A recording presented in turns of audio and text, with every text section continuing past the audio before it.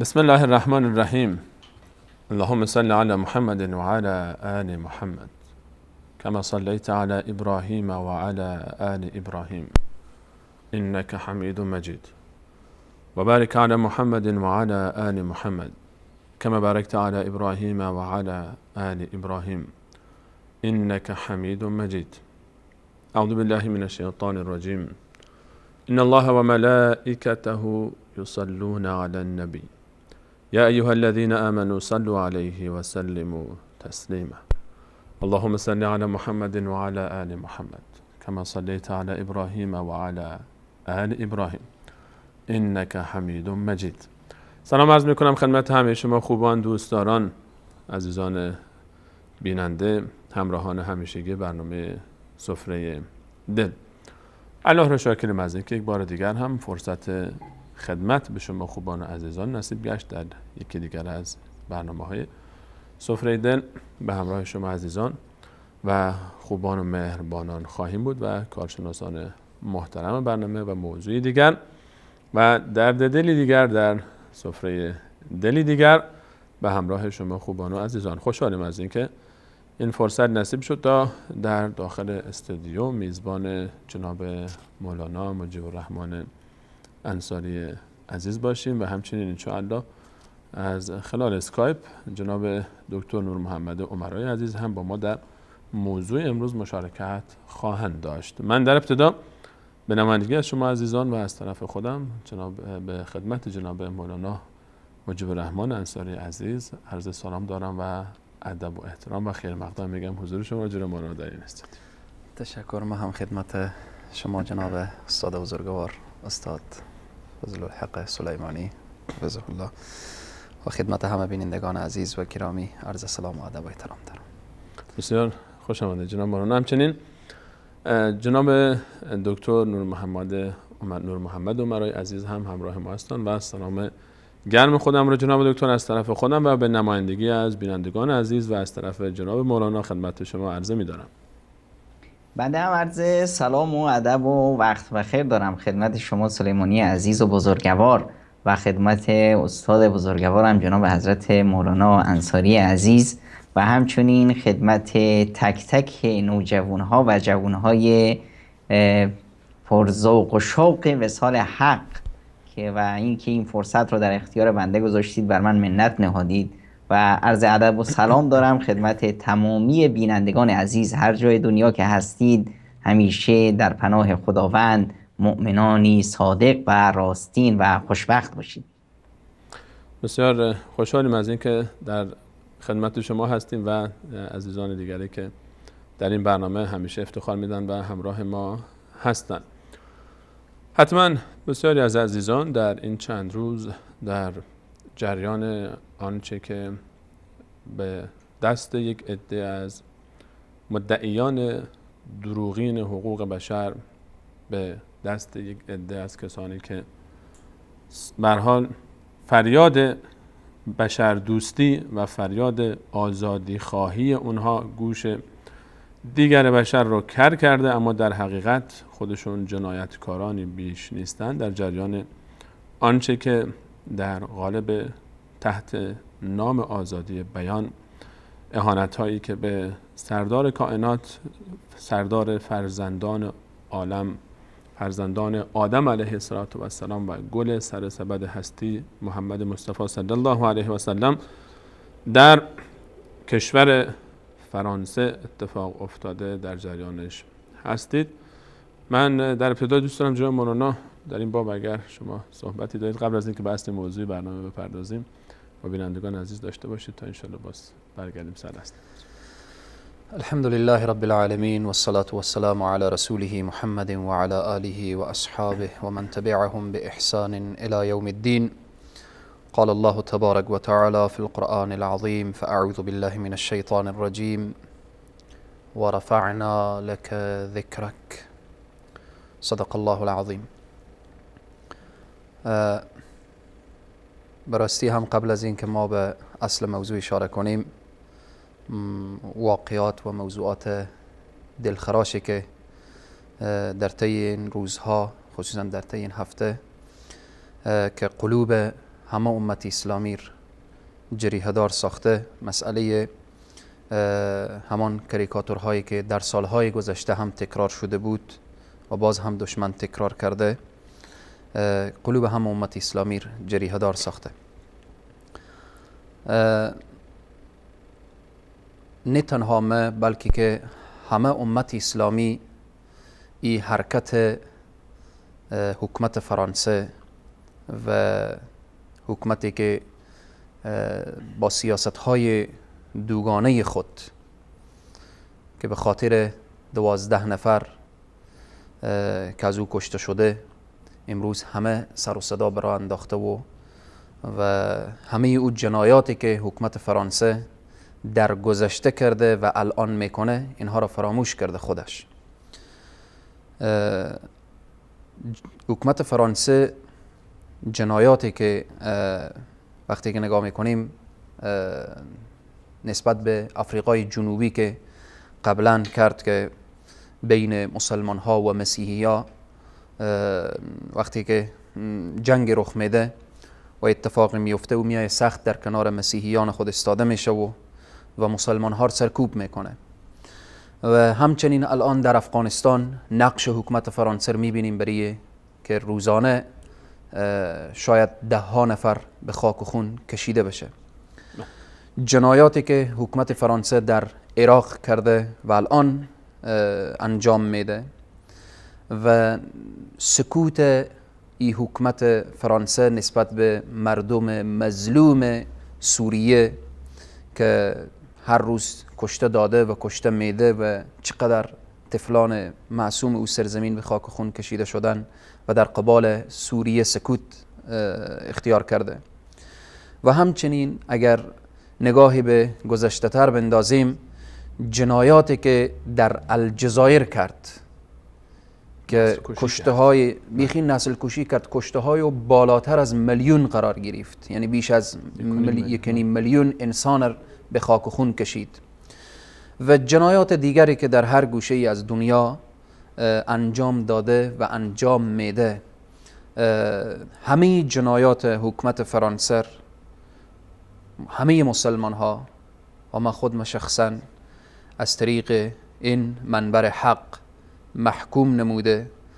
الله سبحانه و تعالی او عذاب علیم و مهینی که در قرآن وعده فرموده من مطمئنم به سراغ ای حکومت های ظالم و حکومت های طاغوتی خواهد رسید. و ما به صراحت کامل این موضوع اشاره میکنم که پیامبری که الله سبحانه و تعالی در شأنش میگه و رفعنا لك ذکرک، ما نام ازیر میگه بلند کردیم. نام پیامبر بلند بوده، بلند هست و تا به قیام قیامت. یریدون لیطفئوا نور الله بافواههم والله متم نوره ولو کره الکافرون. اگر این حکومت فرانسه بخواه که به خاطر یک کاریکاتور و یا از او یک مؤسسه‌ای که کاریکاتور کشیده و پخش و نشر برسانه و بخواه روی امت اسلامی خدشه‌دار بسازه و چهره و سیمای درخشان سید المرسلین را خدای نخواسته بخواه خدشه‌دار بکنه، اشتباه کرده. و نور خداست. یریدون لیطفئوا نور الله بافواههم والله متم نوره ولو کره الکافرون. الله سبحانه و تعالی این نور همیشه روشن داشته و روشن داره. بناهن برای این حکومت هایی که این حرکت ها انجام میدن، اینها باید بدانن و بفهمن که همچون حکومت فرانسه در صدر اسلام هم حکومتی بود به نام حکومت ابو جهل، حکومت ابو لهب، ولی او حکومت ها برای پیامبر اکرم صلی الله علیه و سلم میخواستن چنین حرکت های انجام بدن که گفتن که محمد ابتر هست. الله سبحانه تعالی از فوق آسمان گفت که ان شانئک هو الابتر. خود اینها ابترن و خود اینها بی نشانه و به اصطلاح دنبوریده هستن و هیچ اصل و اساسی ندارن. و همچنین ابو لهبی که میخواست و پیامبر صلی الله علیه و سلم توهین بکنه و گفت امان لحظه ای که هلاک شی محمد و این لفظ از زبان بیرون کرد، تا به قیام قیامت این صدا و این ندا در فضای دنیا میچرخه که تبت یدا ابی لهب و تب. و من مطمئنم که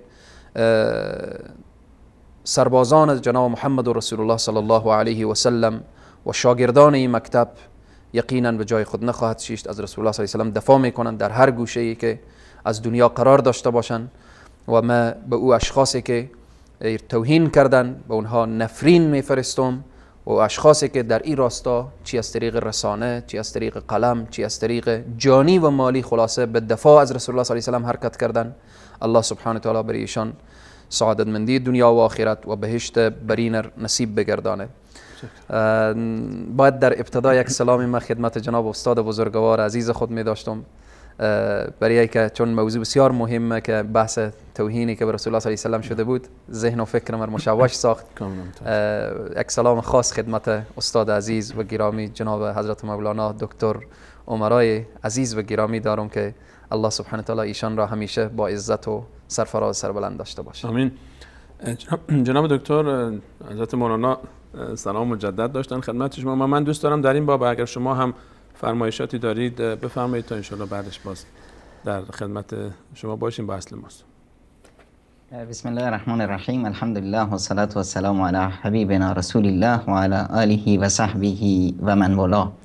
با عرض سلام مجدد خدمت شما خوبان و جناب حضرت شیخ انصاری محترم. حقیقتش اون چیزی که در دنیا فعلا صورت میگیره من اون رو یک موضوع بسیار بسیار طبیعی میبینم. هیچ چیزی مهمی صورت نگرفته. اینی که مثلا 1 میلیون مرد میریزن، 1 میلیون آدم میریزن تو فرانسه و راهپیمایی میکنند به خاطر کشته شدن 12 نفر، در حالی که در سوریه 1 میلیون آدم کشته میشه به خاطر موندن سر قدرت 12 نفر. یا مثلا در فرانسه اسلام متهم میشه، در غرب اسلام متهم میشه. این چیز بسیار طبیعی است، چون که غرب احساس میکنه که در مقابل اسلام شکست خورده. غرب تونسته کشورهای جهان اسلام رو تسخیر کنه، تونسته دست نشانده های خودش رو گرده مردم در جهان اسلام سوار کنه، تونسته ثروت‌های جهان اسلام رو چپاول کنه، تونسته به خورد خودش بده، به ملتش بده که جهان اسلامیا اصلا از انسانیت بدورند و مفاهیم آزادی بیان و حقوق بشر و اینا مال این مردم نیست، اینا اصلا جزء بشر محسوب نمیشن. اما در عین حال در داخل شکست خورده، میبینه که همین اسلامی که اینقدر باش در افتاده داره توی خونه های یکی یکی فرانسویان داره میره. در فرانسه که ما 400,000 یهودی داریم که کتاب هیتلر که به اصطلاح سرکرده فرانسوی ها هست، نبرد من، در فرانسه اجازه نشر و چاپ نداره، چون که احساسات این 400 یهودی خدشه‌دار میشه. در اون فرانسه ما 6 میلیون مسلمون داریم و الان روزی شده که بیشتر این مسلمون ها فرانسوی هستند. فرانسه میتونه مسلمون هایی که از خارج رفتن از کشورش بیرون کنه، اما چی کار میکنه با مسلمون های خود فرانسوی؟ همینطور در بریتانیا، همینطور در آمریکا، همینطور در کشورهای اسکاندیناوی، هر جا نگاه میکنی اسلام داره خونه خونه در خونه غربی ها رو میزنه و از داخل خونه غربی ها داره صدای توحید و ندای الله اکبر میاد. الان این غربی که اینجور احساس شکست خورده داره یک شکست دیگه رو تجربه میکنه. اینا این کاری که میکنند فکر میکنند یریدون لیطفئوا نور الله بافواههم، اینا میخوان که نور خدا رو با همین هارو پورت راه انداختن، هارتو پورت راه انداختن به اصطلاح خاموش کنن. اما نمیدونن این بیچاره ها اسلام رو درک نکردن، این ندای فطرت انسانی رو درک نکردن. والله یتم نوره برای اینها غیر قابل هضم هست که این خداست که این نورش رو به اصطلاح به هدف میرسونه. این ما مسلمان ها هیچ دست گلی به آب ندادیم ها، هیچ کاری نکردیم برای به اصطلاح اسلام و نشر اسلام در غرب و اینها، ما اصلا تو کشورهای خودمون با مشکل روبرو هستیم، نمیتونیم، اجازه نداریم. همینه، ما وصال حق میخوایم حرف بزنیم، تو ایران میخوایم بریم با به اصطلاح با فولاد میزنن سر و کلمون رو میشکنن که چرا اومدید، مسلمون ها رو میخواید اصلاح کنید. ما تو منطقه خودمون مشکل داریم. اما وقتی میبینید تو غرب، نخیر، تو غرب مردم افواجن به سوی اسلام میان، نه به خاطر هنرمندی و زحمت من مسلمون، به خاطر حماقت های خود غرب. الان غرب با این کاری که انجام داده، با این کاریکاتور ساختنی که انجام میده، این داره بزرگترین خدمت رو به من مسلمون میکنه. این داره به اصطلاح زمینه سازی میکنه برای عقل غربی، که عقل غربی میگه این محمدی اینقدر باش دشمنن، این کسی که اینجور زشت این رو تصویر میکشن، این کسی که تونسته همه دنیا رو تحت شعاع قرار بده، این کی هست؟ اصلا از عقل غربی یک عقل قدرت پرست هست. کسی که قدرت داره رو میخواد پرستشش کنه، به سوی اون تمایل پیدا میکنه. الان غرب کاری که میکنه با این به اصطلاح راهپیمایی ها و با این جنگ تمام عیاری که بر علیه مسلمون ها به راه انداخته، مسلمون هایی که هیچی تو دستشون نیست مگر سلام، اسلامی که دعاش شعارش سلام علیکم هست، الان این رو اومدن اینقدر بزرگ کردن که هر نوجوان غربی آرزوش اینه که یکی از این پهلوونا، یکی از این افرادی باشه که تونستن دنیا رو تحت شعاع خودشون قرار بدن. در روزهای آتی انشاءالله ما شاهد موفقیت‌های بسیار بسیار بزرگی خواهیم بود در نشر اسلام در غرب، و این مسائلی که رو میده باید ما رو به کار بندازه، ما رو تشویق به فعالیت بکنه، نه اینکه جوانای ما بیان نوحه سرایی کنند و غم و اندوه بگیرند و به اصطلاح به هجله بشینند که آقا چی شده، پیامبر ما رو توهین کردند. پیامبر شما رو توهین نکردند آقا، اینا کسی رو توهین کردند که نشناختنش. اگه من و شما جوون مسلمون همت داریم، الان بیاین چهره واقعی رسول اکرم صلی الله علیه و سلم رو، این آفتاب تابان رو، به این غربی که در تاریکی و ظلمت زندگی میکنه به اونها نشون بدیم تا اونها هم از نور تابان و اشعه های پردرخشش رسول اکرم صلی الله علیه و سلم بهره‌مند بشن انشاءالله. حقیقتا جناب دکتر، همون مسائلی که شما اشاره فرمودید بهش مسئله ای هست که جای واقعا تأسف داره و اینها در اون اجتماعی که 1 میلیون نفر رو جمع کرده بودن، یک عده تروریست جمع شده بودن و در صف اول وایستاده بودن دست به دست هم، من جمله کسی که برهان در اسرائیل جنایاتش بر همه آشکار، نخست وزیر اسرائیل رو آورده بودن، چون این تروریستی رو آورده بودن تا به خیال خودشون تروریست رو محکوم بکنن. جنایتکاری که انسان حتی حیفش میاد اسم حیوان رو برای این انسان استفاده بکنه.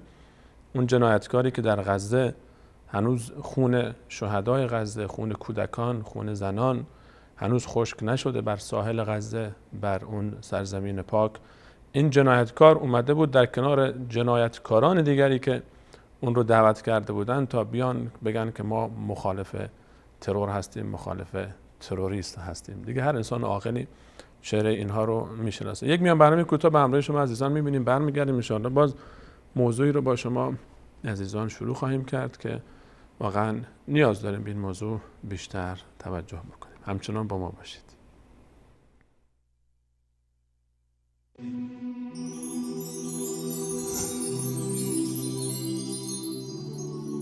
النبي أولى بالمؤمنين من أنفسهم وأزواجه أمهاتهم. النبي أولى بالمؤمنين من أنفسهم وأزواجه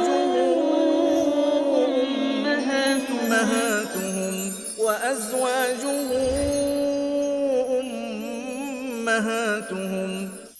النبي أولى بالمؤمنين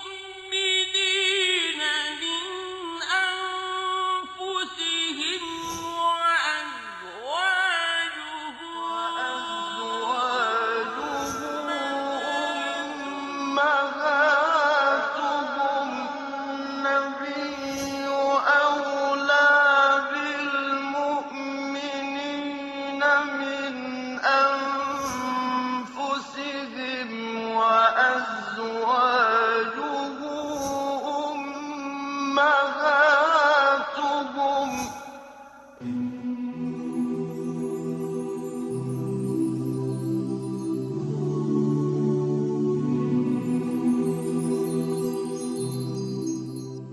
پیامبر نسبت به مؤمنان از خودشان سزاوارتر است و همسرانش مادران مؤمنانند.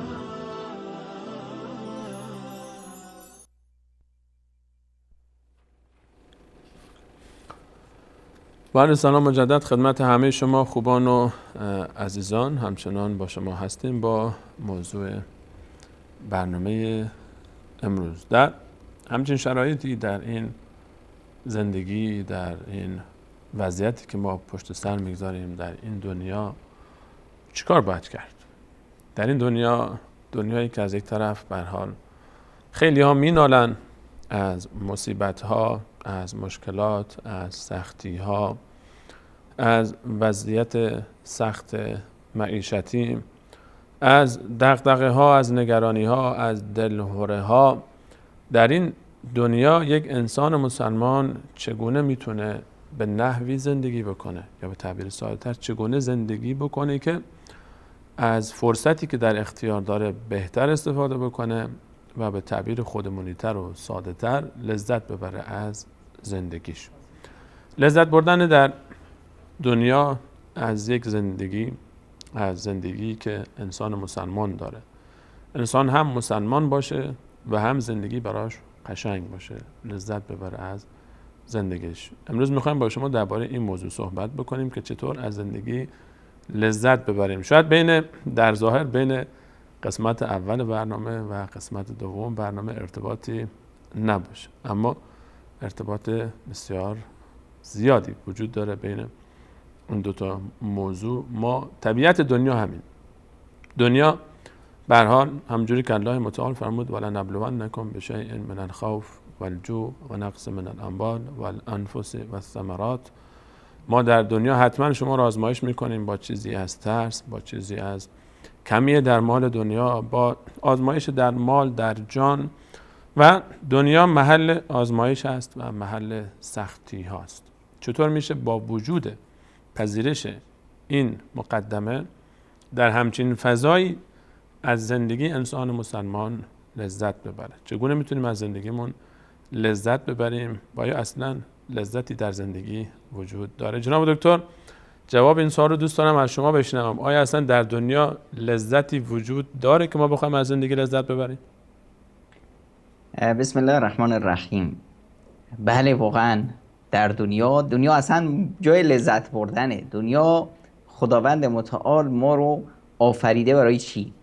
برای سرسبز و سرشاد کردن عمران و آبادانی زندگی و دنیا و برای عبادت خداوند.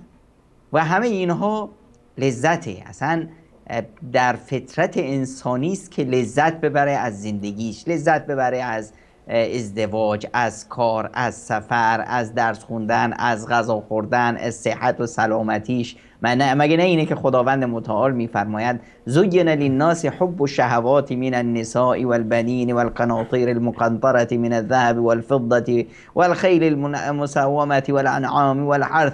اینا همه رو خداوند ذلک متاع الحیات الدنیا قرار داده، خوشی ها و متاع زندگی دنیا. و برای انسان هم والله عنده حسن المآب هست، زیبایی ها و خوشی هایی هم هست برای آخرت. پس ما در این زندگی هستیم تا لذت ببریم از این زندگیمون رو به نحوی اداره و مدیریت کنیم که بتونیم بهترین فایده رو ببریم. همیشه انسان از چی لذت میبره؟ از موفقیت ها. چیزی که انسان رو میکشه و خورد میکنه شکست هست. همون مثالی که اول برنامه زدیم که ببین غرب الان شکست خورده، در خودش خورد شده، خیلی هویداست. همین راهپیمایی که مثلا ما میدیدیم، مدیریت راهپیمایی رو اگر نگاه میکردی کی بود جلوی همه حرکت میکرد؟ یه مشت اسکلت، افرادی از قرن بوق، همه پیرمردهای، پیرزنهای به اصطلاح با عقلهای پوسیده قرن گذشته میخوان که جامعه خودشون رو مثلا مدیریت کنن، در حالی که ما مسلمان‌ها نه، برعکس. ما مسلمان‌ها و یک فرد انسان تجددگراست. یک فرد مسلمون هر روزش تجددگرایی است و اینه که به اصطلاح از زندگیش لذت میبره. زندگیش به اصطلاح رابطه این فرد هست با خداش، انسان مؤمن با رابطه‌ای که با خداش داره چشاش به آخرت دوخته، در زندگی است اما چشاش در این دنیاست، چشاش آخرت رو میبینه. یعنی الان ببینید خود یک انسان، تصور همین حالت که انسان به اصطلاح یک مؤمن در این دنیاست و آخرت رو میبینه، چقدر این زندگی براش لذت بخش میشه. حتی سختی های این زندگی، ببینید خود پیامبر خدا صلی الله علیه و سلم میفرمایند که عجبا لامر المؤمن، عجیب امر این مؤمن. خود پیامبر رو به حیرت انداخته که این مؤمن چه به اصطلاح تعجب آور امرش، چقدر حیرت انگیزه، شگفت آوره که اگه تو مشکلی بیفته خب صبر میکنه، این با از صبرش لذت میبره. اگه تو یک خیر و نعمتی براش، یک نعمتی بهش ارزانی بده، بهش شکر میکنه، با شکرش لذت میبره. یعنی اون چیزی که برای دیگران سختی آور هست، برای دیگران مشکل ساز هست، برای دیگران باعث میشه که خودشون رو خرد کنن، برای یک مؤمن لذت آور هست. می‌بینید که ما این صدا رو خیلی گویا میشنویم که مثلا کسی میاد شمشیر میزنه به یک مؤمن، گردن یک مسلمون رو میزنه، طرف میاد ابولؤلؤ مجوسی خنجر میزنه به حضرت عمر فاروق، یا طرف میاد حضرت علی رو به شهادت میرسونه. صدایی که از اعماق فرد مؤمن بلند میشه چی هست؟ فزت و رب الکعبه. یعنی احساس میکنه که به سعادت رسید، به شهادت یک آرمان شده برای مؤمن. سختی میدان آزمایش و نشون دادن خودش هست. مؤمن در سختی ها با یک احساس لذت و آرامشی میاد خودش رو به نمایش میگذاره پیش خداش که خدایا تو منو میخوای امتحان کنی، من هستم، من ثابت میکنم که من به اصطلاح اون شخصی هستم که از این امتحان حتی لذت میبرم. اینجاست که به اصطلاح رابطه بنده با خداست. این علو و شناختی که مؤمن در سرش داره، این رابطه مستقیم مؤمن با خدا سبب میشه که مؤمن همه زندگیش، همه کارش، همه فعالیتاش لذت انگیز باشه. زندگیش در کنار خانوادهش لذت دار هست. چرا که حتی همون کاری که برای خانمش میکنه، همون کاری که در خدمت فرزندانش میکنه، همون لقمه نانی که در دهن خانمش میذاره، همون لبخندش، این رو میبینه که این در یک داد و ستد هست با خدا. لبخند میزنه، اجرش رو گرفت. خدمت خانوادهش میکنه، اجرش رو گرفت. میره سر کار، اجرش رو میگیره. عرق میریزه، عرقش رو پاک میکنه، یه لبخندی میزنه و احساس میکنه که حتی همین عرق برام لذت بخش هست. چرا که در مقابل این من دارم از خدام اجر و پاداش میگیرم. اینه که زندگی یک مؤمن تمامش لذت هست. اگر یک مؤمنی پیدا شد که از زندگیش لذت نمیبره، احساس سعادت نمیکنه، این مشکل دیگه برمیگرده نه به زندگی نه به سختی ها، مشکل برمیگرده به درون همین فرد. در واقع اون چیزی که در بیرون ما هست، این انعکاس و پژواک اون چیزی هست که در درون ما هست. اگر ما در درونمون، در کالبد درونمون سرشاد ایمان بود، سرشار بود از ایمان، سرشار بود از محبت و به اصطلاح علاقه مستقیم با خدا، رابطه مستقیم با خداست، اینجاست که ما دیگه از زندگیمون لذت میبریم. اما اگر این رابطه خدشه‌دار شد، این ایمان لنگ بود، اگر این رابطه به جای این که من با خدام رابطه مستقیم داشته باشم، این رابطه رو گذاشتم به وسیله یک امام و یک قبر و یک امامزاده و نمیدونم یک شیاد و یک انسان مکار و یه چیزی دیگه، یه بوتی، یه گاوی، یک نمیدونم موشی، یک نمیدونم چی چیزی که مردم به اصطلاح بهشون دل میبندن، یا به دنیا و مادیات دنیا، اینجاست که دیگه این رابطه از بین میره. این لذت خشک میشه، چشمه این لذت خشک میشه و اونجاست که انسان از زندگیش لذت نمیبره، همیشه در اضطراب میشه، همیشه در احساس میکنه که کم داره، احساس میکنه که این زندگی براش تار هست، لذت نمیبره از زندگیش. و اگر من تنها یک سوال میپرسم از شما بیننده عزیز، آقا واقعا از زندگیت لذت میبری؟ اگه بله، خب پس موفقی، مسیرت رو انتخاب کردی و میدونی کجا داری حرکت میکنی. اما اگر نه، اینجاست که باید برگردی و لذت رو از اطرافیان و از بیرونت نخوای، از داخل خودت ببینید که کجای کارت لنگه و ببینید که این کفشت حتما یه ریگی توش هست. این ریگ کفشش رو در بیار، ایمانت رو درست کن، جلاش بده، اون وقت ببین که زندگی چقدر شیرین و لذت بخشه. جناب دکتر، آیا لذت بردن از زندگی معناش این هست که ما در زندگی مشکلات و سختی ها نداشته باشیم و همش آسایش و آرامش و رفاه و ناز و نعمت باشه؟ آیا میشه به همراه وجود مشکلات و سختی ها هم لذت رو معنی کرد یا نه لذت به معنای عدم وجود مشکلات، سختی ها و به هر حال مصیبت هاست؟ هیچ ربطی بین لذت بردن و مسائل خارجی وجود نداره. مثلا شما کیه که تو دنیا مشکل نداره؟ رابطه انسان با خدا لذت انگیزی رو به اصطلاح بارور میکنه. ببینید اگه ما بگیم آقا لذت از چیه؟ از مال و ثروته. خب اونایی که مال و ثروت دارن میبینیم که همشون دارن خودکشی میکنن، همشون مشکل دارن، اصلا روانی میشن، دیوونه میشن، تا یه همیشون چششون به اخبار تا میگن که آقا دلار افتاد، دلار بالا رفت، همچین فشار خونش بالا و پایین میره. تو بیمارستانا میری همش که افتاده، استرس داره، روانی است، فشار خون داره، همین پولدارا هستن. خب اگه میگیم که به اصطلاح مدرک و علم و دانایی هست، نه خیر آقا، نه علم و دانایی آدم رو به اصطلاح سعادت میکنه، نه پول و ثروت هست، نه حتی صحت و عافیت هست، نه این انعکاس و پژواک درونی هست.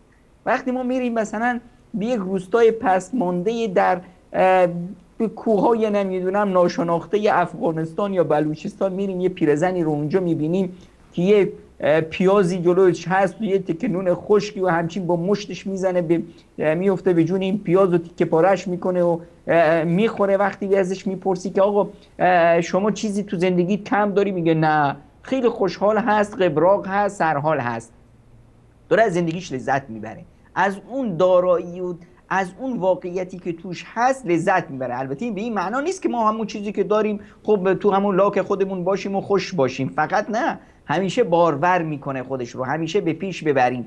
اما اینی که نه صحت، نه مثلا بیماری، نه سختی، نه مشکلات زندگی، هیچ چیزی باعث نمیشه که انسان مؤمن اون لذتی که از زندگی داره اون رو ضایع کنه. مشکل اینجاست که ببین وقتی خداوند متعال ما رو خلق کرد، از ما پرسید که الستو بربکم، ما گفتیم بله، ما پروردگارا، ما اعتراف داریم، اقرار داریم که تو پروردگار ما هستیم. وقتی هم که خداوند ما رو به این دنیا آورد، کل مولود یولد علی الفطره، ما رو بر فطرت گذاشت. فطرت همیشه همون به اصطلاح چرخش درست هست.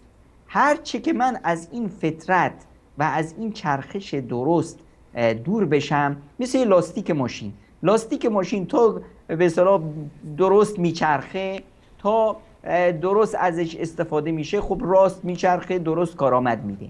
اما وقتی خشک شد، وقتی گریستش و روغنش شد، شروع میکنه قرقر صدا زدن، نق زدن، شروع میکنه به اصطلاح دیدش از زندگی، دیدمون از زندگی به اصطلاح خدشه‌دار میشه. هیچ ربطی نه بین مشکلات هست و نه بین آسایش با لذت بردن زندگی. لذت بردن از زندگی برمیگرده به داخل من نوعی تونستم خودم رو بشناسم.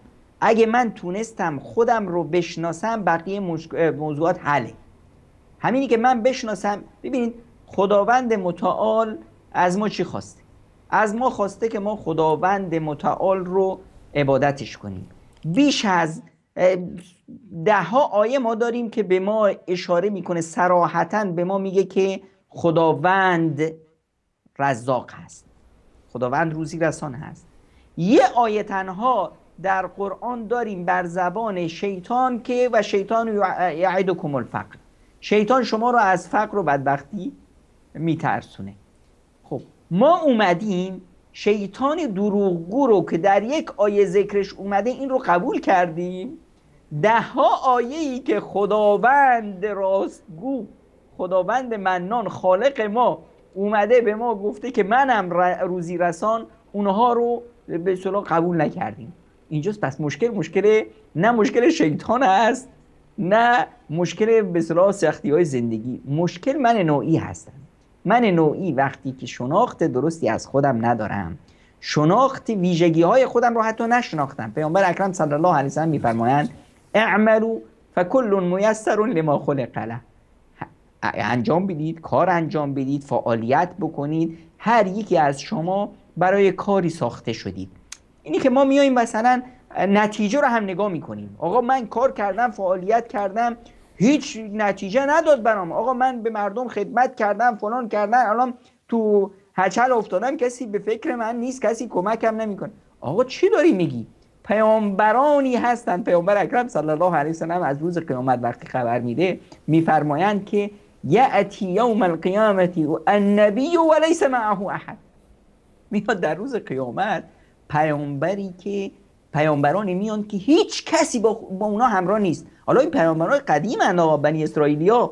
یعنی چی؟ یعنی پیامبری که 200 سال و 1000 سال و 2000 سال سر شاخ بوده دعوتش، هیچ کسی باش نیست. یعنی چی هیچ کسی باش نیست؟ یعنی حتی زنش بهش اسلام نه آورده، حتی دختر پسراش بهش، بچه‌هاش بهش ایمان نه آوردن. خب این پیامبره، هیچ نتیجه ای کارش نداد. اما پیامبر چی هست؟ پیش خدا اینقدر عزیزه که اگه من و شما بیاییم همه بشریت رو به اسلام دعوت بدیم، همه‌شون هم مسلمون بشن، من و شما به گرد پای اون پیامبره که هیچ کسی به دعوتش لبیک نگفت نمیرسیم. اون پیامبر پیش خدا از ما عزیزتره. پس چی حکایت اینجاست که لکل درجات مما عملوا، برای هر یکی جایگاهش هست، مقامش هست بر اون تلاشی که انجام میده. و ما ربک بغافل عما یعملون، و خداوند هم غافل نیست از اون چیزی که افراد انجام میدن. اینه که ما بیاییم این ویژگی خودمون رو درک کنیم، خودمون رو بشناسیم. اونجاست که ما میتونیم یک انسانی باشیم که از زندگیمون لذت میبریم. چرا؟ چون که خودمون رو شناختیم. شناخت خود باعث میشه که انسان از زندگیش لذت بره. چرا؟ که احساس میکنه که من در مسیرم. نه اینی که ما وقتی میاییم که به اصطلاح کفش میذاریم تو پا، میذاریم تو کفش دیگران، بعد میگیم که آقا چرا من موفق نشدم، آقا چرا من به هدف نمیرسم. ببینه همه نمیتونن همه کاره باشن، همه فن حریف دیگه وجود نداره. حسان ابن ثابت صحابی پیامبر هست، خب مجالش چی هست؟ شناخت خودش، هویتش چی هست؟ هویتش ادبیاته. آقا پیامبر اکرم صلی الله علیه و سلم بهشون میفرمایند که احجهم و روح القدس معک. اما ما در حدیث و در تفسیر و نمیدونن در جنگاوری و در این حسان ابن ثابت رو اصلا اسمشو نداریم. خالد ابن ولیدی که دنیا رو فتح میکنه و بزرگترین ژنرال تاریخ بشریت هست، کی هست؟ در میدان تفسیر اصلا خالد رو اسمش رو نمیشنویم، در حدیث خالد رو نداریم، در فقه خالد رو نداریم، در میدان جنگ و معرکه خالد رو داریم. سلمان فارسی رو داریم، ابراهیم بتشکن داریم، نمیدونم هری که ابو هریره رو ما مثلا یک سیاستمدار بزرگ نداریم، اما در میدان حدیث داریم. هر یکی طعم خودش رو داره، هر انسانی طعم خودش رو داره. مهم اینجاست که من بدونم من کیم، چه قدرت هایی دارم، چه ویژگی دارم، چه شخصیتی دارم، این رو بیام بارورش کنم و در همون مسیر خودم زندگی به اصطلاح حرکت کنم. اونجا میبینم که زندگی بسیار بسیار لذت بخشه. این گرد و خاکی که هم که روی به اصطلاح تو مسیر زندگی میاد، چون که من به هدف نگاه میکنم، به اون چشم به اصطلاح درست مثل منی که مثلا میخوام حرکت کنم به یک جایی مهم، یک جایی رو دارم نگاه میکنم، یک نقطه قله کوه رو میخوام بهش برسم. در این مسیر که میرم خب یک دره هست، هی باید مجبور میشم پایین بیام بالا برم، از سنگ لیز میخورم میافتم، بعد چشم به قله کوه هست که باید من به این برف برسم که رو قله کوه. همه این سختی ها برام هیچ بهایی نداره، همه اینها همینجور گذران میکنم، خودم رو به اون قله میرسونم. مشکل وقتیه که من این قله رو در زندگی ندارم، فقط پام رو چشامو گذاشتم جلوی پام رو وقتی نگاه میکنم بله چاله هست، چاله که اومد دیگه غم و اندوه من شروع میشه که چطور از این چاله بگذرم، بعد از این چاله چی میشه، چه بلایی سرم میاد. پس مشکل در داخل هست، مشکل در بیرون نیست. خیلی ممنونم جناب دکتر. اجازه بدید ما برگردیم داخل استودیو و در خدمت جناب مولانا باشیم با ادامه موضوع. جناب مولانا، جناب دکتر به تفصیل صحبت کردن درباره اینکه میشه در زندگی هم لذت برد و علیرغم اینکه خیلی ها احساس میکنن که لذت بردن تنها فقط آسایش و آرامش و نداشتن و مشکل و مصیبت هاست، این نیست و اینکه میشه در اوج مشکل هم انسان احساس لذت بکنه و در سختی ها و مشکلات هم احساس لذت بکنه. چه اسبابی به ما کمک میکنه که این احساس در همچین شرایطی برای ما حاصل بشه که ما در غم باشیم، به مانند یوسف در داخل چاه باشیم یا در داخل زندان باشیم و باز هم ما احساس آرامش و لذت بکنیم. تشکر. واقعا صحبت جناب استاد بزرگوار همه جانبه بود و من قبل از اینکه اسباب و مسائلی که لذت یا آسایش رو به وجود میاره اشاره کنم، به تعبیر امروزی براستی هم برای اکثر انسان ها همین شده که اگر غمی نداشتی، مصیبتی نداشتی و زندگی مرفهی داشتی از لحاظ اقتصادی یا از لحاظ صحت میشه لذت برد، اما در غیر از او امکان نداره. این یک امر شده که در ذهن و فکر و مفکوره اکثر انسان ها هست.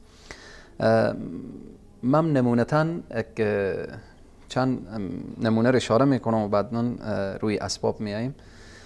اگر زندگی ابتدای مسلمان شدن بلال ما نگاه کنیم، در حقیقت همه شکنجه ها، سخت‌ترین شکنجر او در جان خود به اصطلاح می قبولانه و قبول میکنه و باز هم از او را بر نمیگرده و شعاری هم که خیلی جالبه که بلال همه چیز را میدانست، رحمان و رحیم و غفور و کریم و همه الله، حتی لفظ الله که لفظ جلاله مبارک هست، ولی با او همه شکنجه احد احد میگه. از بلال پرسان کردن که شما خب دمی که شکنجه میشدید فریاد میزدید که یا الله یا رحمان، یا بالاخره فریاد رسی که یا حلال المشکلات، در احد احد چرا میگفتی؟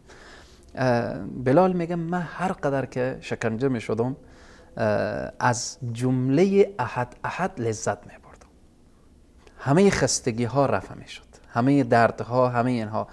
چی لذت میبردی؟ میگفت من از این لذت میبردم که امیه ابن خلفه که با او همه شأن و شوکت و عظمتی که داشت میامد پیشم زاری میکرد که یک رن بگو که همین لات و عزا به حقه، همین یک مرتبه بگو تو رها میکنم. باز من میگفتم احد احد یعنی یکی هست. در حقیقت من از این میگه لذت میبردم که او جسم من شکنجه میکرد و من روح از او شکنجه میکردم. یعنی سخت‌ترین مشکلات سر بلال آمد ولی در او حالت لذت میبرد چون ارتباط از با الله سبحانه و تعالی برقرار بود. مثلا وقتی مصعب ابن عمیر شما نگاه کنیم که با همه ناز و نعمت رشد کرده بود، با لباسهای رنگارنگ و عطرهای رنگارنگ و بالاخره با همه تجملات عصر و زمان همه رها میکنه، ثروت رها میکنه، همه ناز و نعمت ظاهری رها میکنه و میای فقر را انتخاب میکنه در کنار رسول الله صلی الله علیه و سلم. این چرا این کار کرد؟ چون یک شی با ارزشتری پیدا کرده بود که از اون لذت میبرد. اونها چیزای پیش پا افتاده شده بود پیش از اون. براستی که رسول معظم اسلام صلی الله علیه و سلم که فرمودن در حدیثی که عباس ابن عبدالمطلب فکر میکنم که راوی حدیث هست که میفرمایند که رسول الله صلی الله علیه و سلم فرمودن من ذاق طعم الایمان، چی کسی امی شیرینی ایمان لمس کرده یا احساس کرده یا چشیده، ایر چی کسی احساس میکنه و چشیده شیرینی ایمان من ذاق طعم الایمان؟ کسی که گفته که رضیت بالله ربا و بالاسلام دینا و بمحمد صلی الله علیه و سلم نبی و رسولا. کسی که به الله سبحانه و تعالی ایمان آورده و کسی که پیامبر صلی الله علیه و سلم ایمان آورده و اسلام را قبول کرده. بنابراین هر یک زندگی های صحابه که نگاه میکنیم مال خیلی شیرینه. ابوبکر صدیق تمام مال خود در راه اسلام میده، مال را میده لذت میبره. امروز انسان ها دنبال مال میدون که مال را به دست بیارن تا لذت ببرن. ابوبکر کل مال را میده تا لذت را به دست بیاره و لذت را به دست آورد. این بزرگترین لذت یک از فوق آسمان ها گفته میشه رضی الله عنه و رضی عنه. خدا از ابوبکر راضیه و صحابه کلا و عموما.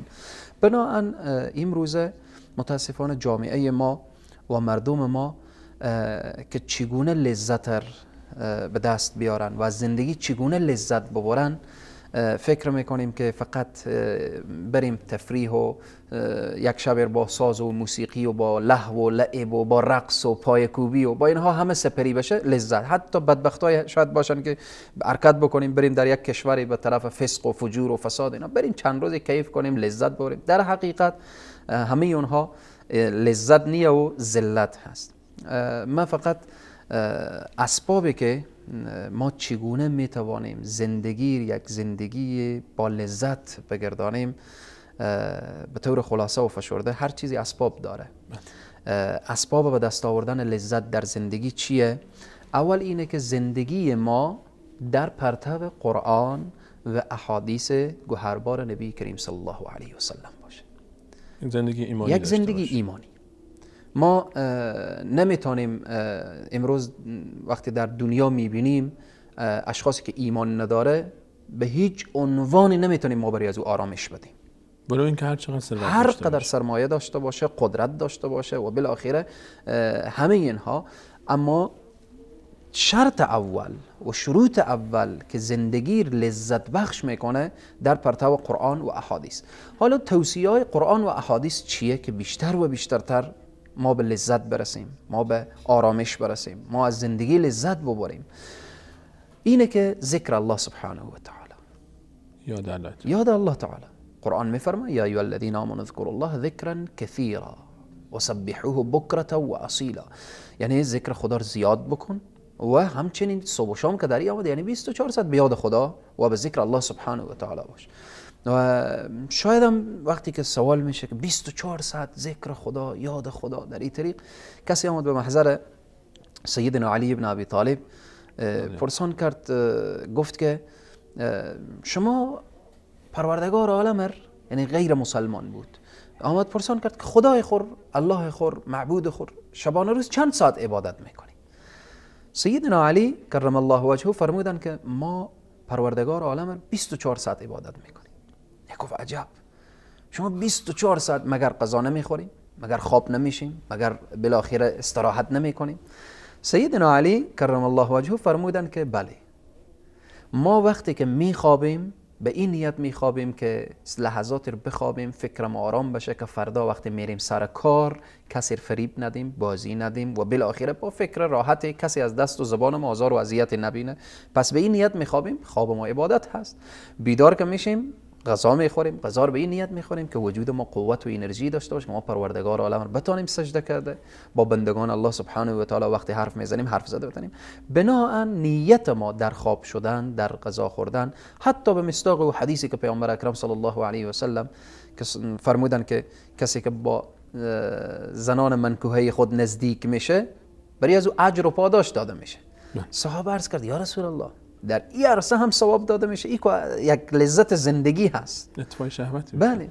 رسول اکرم صلی الله علیه و سلم فرمودن که اگر همین عمل رو بریم در حرام انجام بدیم، از غیر مشروع انجام بدیم، آیا گناه هست یا نیست؟ گفتن بله گناه هست. گفتن پس وقتی از راه مشروع انجام داده میشه اجر و پاداشه. بنابراین کل زندگی انسان وقتی میگیم یاد خدا، انسان میتونه با اون نیت خود و خصوصا در عرصه نماز آماده که وقتی میگیم ذکر خدا، یاد خدا عبارت از تمام اعمال صالح هست، چی نماز، چی روزه، زکات، حج و الی آخره، همه اینها ذکره، یاد الله سبحانه و تعالی. اما خصوصا و بالخصوص در عرصه نماز هست که صحابه اهمیت خاص نسبت به نماز میدادن و توجه خاصی به نماز داشتن. کسی که نماز را درست و صحیح بخوانه به شروطی که گفته شده، به طریقه جناب محمد رسول الله صلی الله علیه و سلم که گفته شده صلو کما اصلی، شما نماز بخوانید نیستی که من نماز میخوانم. بنابراین این نماز در زندگی انسان لذت به وجود میاره و همینه که گفته شده که او که در آیات و در احادیث و روایات زیاد هست که این الصلاة تنها عن الفحشاء و المنکر، وقتی انسان از فحشا و منکر دور شد، کارهای زشت و ناروا دور بشه، طبیعتا لذت میبره.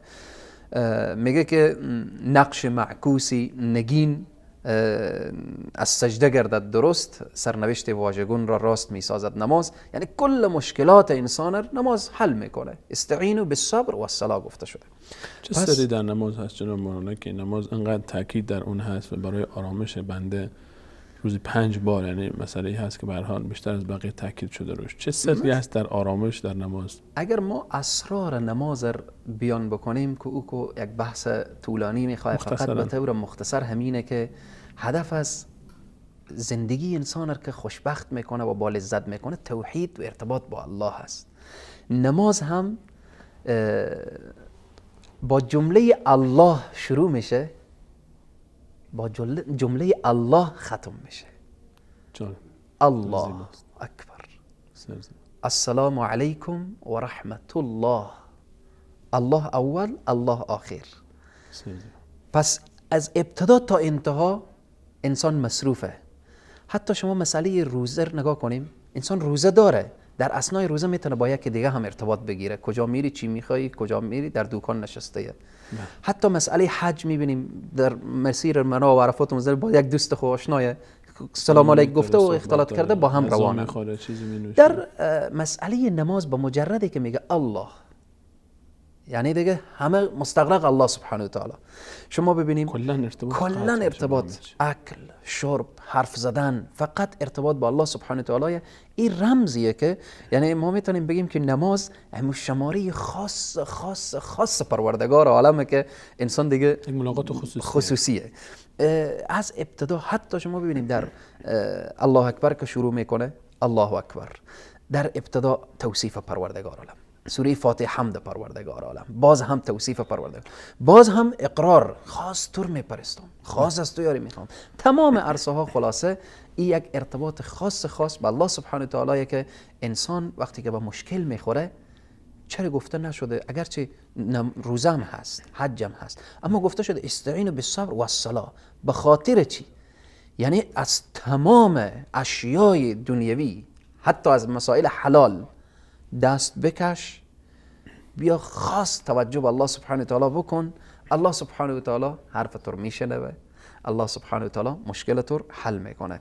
پس این یک ارتباط خاصی با الله سبحانه و تعالی هست که یعنی اول گفتیم زندگی چی خوشبخت میکنه در پرتو قرآن و حدیث که از لابلای از او ذکر و نماز و اینها. سوم مسئله همنشین هست. زندگی انسان را همنشین او زندگی رو با لذت میگردانه. مثلا ما و شما چگونه همنشینی؟ ما و شما می نشینیم صحبت میکنیم که حضرت ابوبکر صدیق، حضرت عمر فاروق، حضرت عثمان ذوالنورین، علی مرتضی، صحابه و این بزرگان دین، اینا رو وقتی که ما اینقدر برای خود اسوه قرار میدیم، اینا با کی هم نشین شده بودن؟ رسول الله و رسول اکرم صلی الله علیه و سلم. وقتی هم نشین رسول الله صلی الله علیه و سلم شدن، برای از اونا ملقب شد یا لقب دادن به نام صحابه، اصحاب رسول الله صلی الله علیه و سلم، و الله سبحانه و تعالی از اونا هم رضایت کرد. پس همنشین اینقدر تاثیر میگذاره.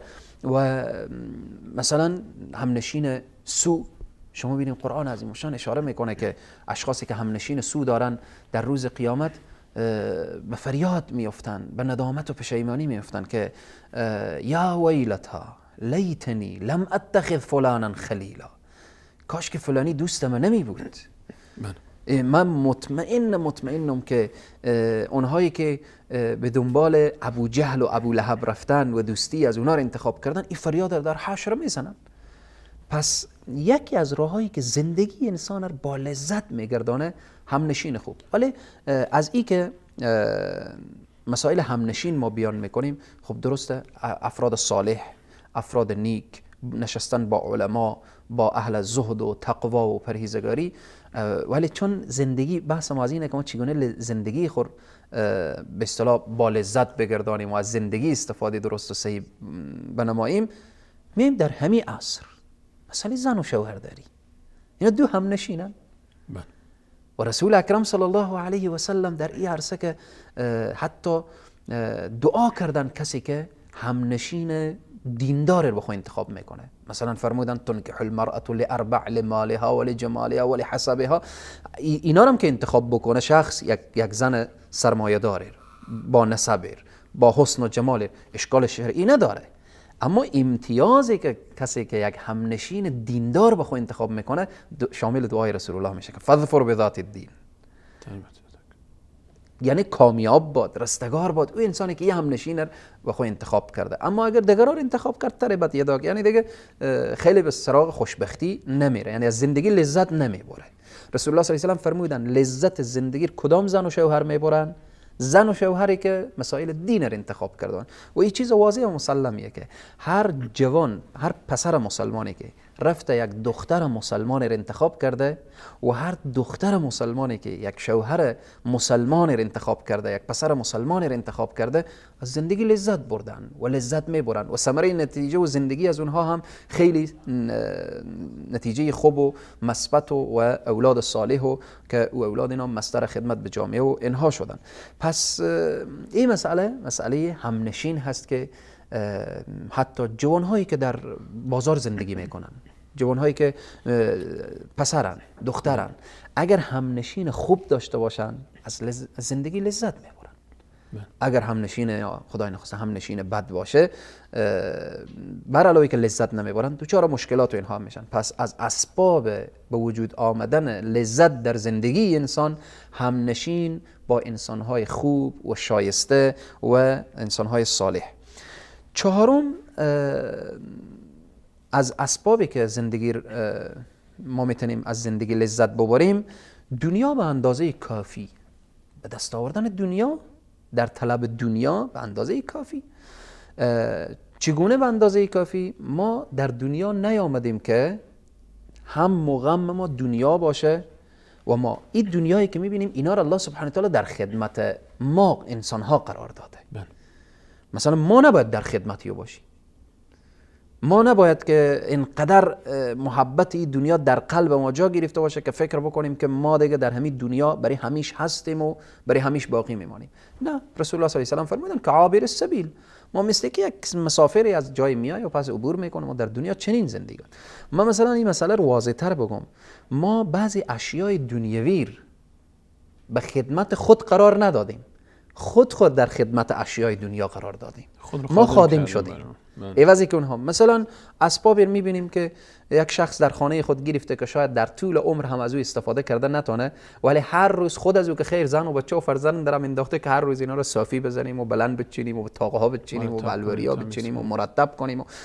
عوضی که اونها در خدمت این انسان باشه، این شده خادم برای چاینک و پیاله و پشقاب و بالاخره به خادم موتر شده، خادم خانه شده، خادم زندگی. ما فقط ماییم که از زندگی لذت ببریم، یعنی ساده زیستن هست، قناعت در زندگی، قناعت در زندگی که جز اسباب هست، ولی ساده زیستن. صحابه تجملات و دنبال زندگی صحابه شما وقتی که نگاه کنیم زندگی با تکلف نداشتن. زندگی بود اگر دوست اینا می آمد در خانه چیزی بود به همراه دوست خود می نشستن، می خوردن، صحبت می کردن، قصه می کردن.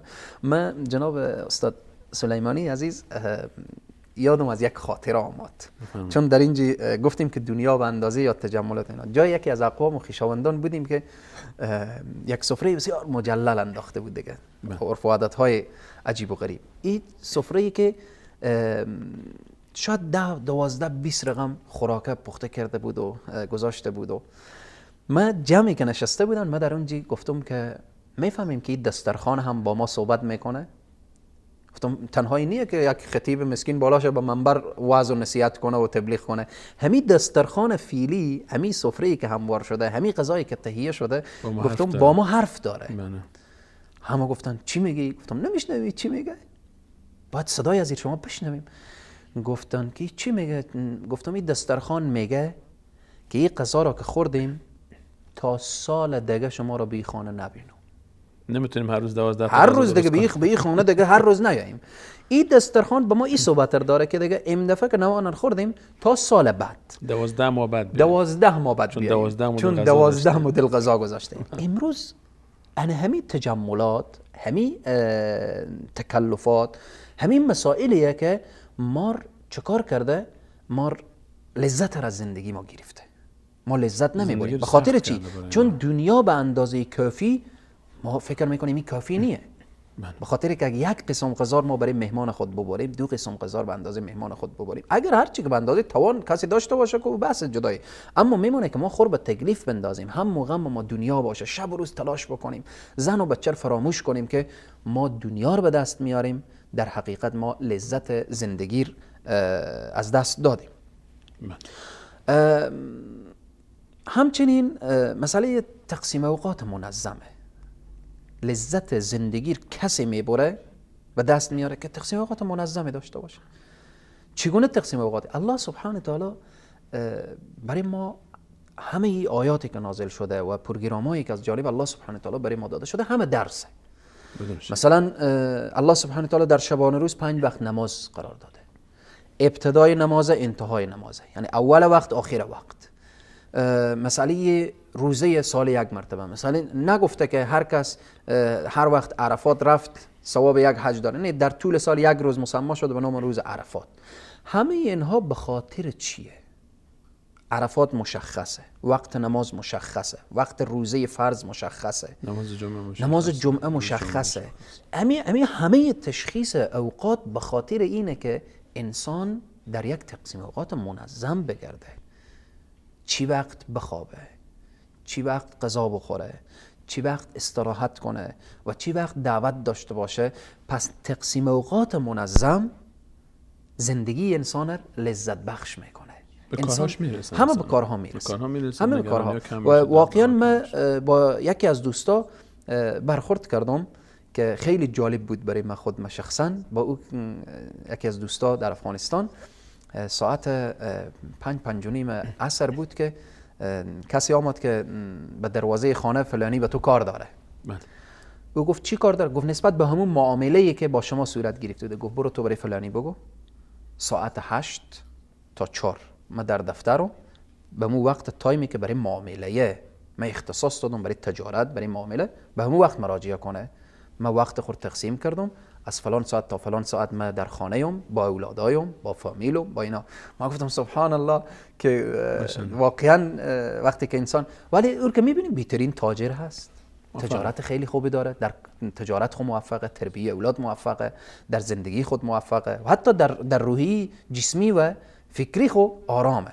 پس چیزی که زندگی با لذت میگردانه تقسیم اوقات منظمه. همچنین هدف از زندگی نمودن، خود انسان بفهمه که من در همین دنیا که آمدم روی چه هدفی آمدم، به خاطر چی آمدم، با هدف زندگی کردن. این متاسفانه که امروز در جامعه ما خیلی از انسان‌ها حتی شاید از دنیا رفته باشن نفهمیدن ما به چی واسطه در دنیا آمدیم، چرا زندگی میکنیم. هدف از زندگی باید مشخص باشه. زندگی من میخوام چه کار بکنم.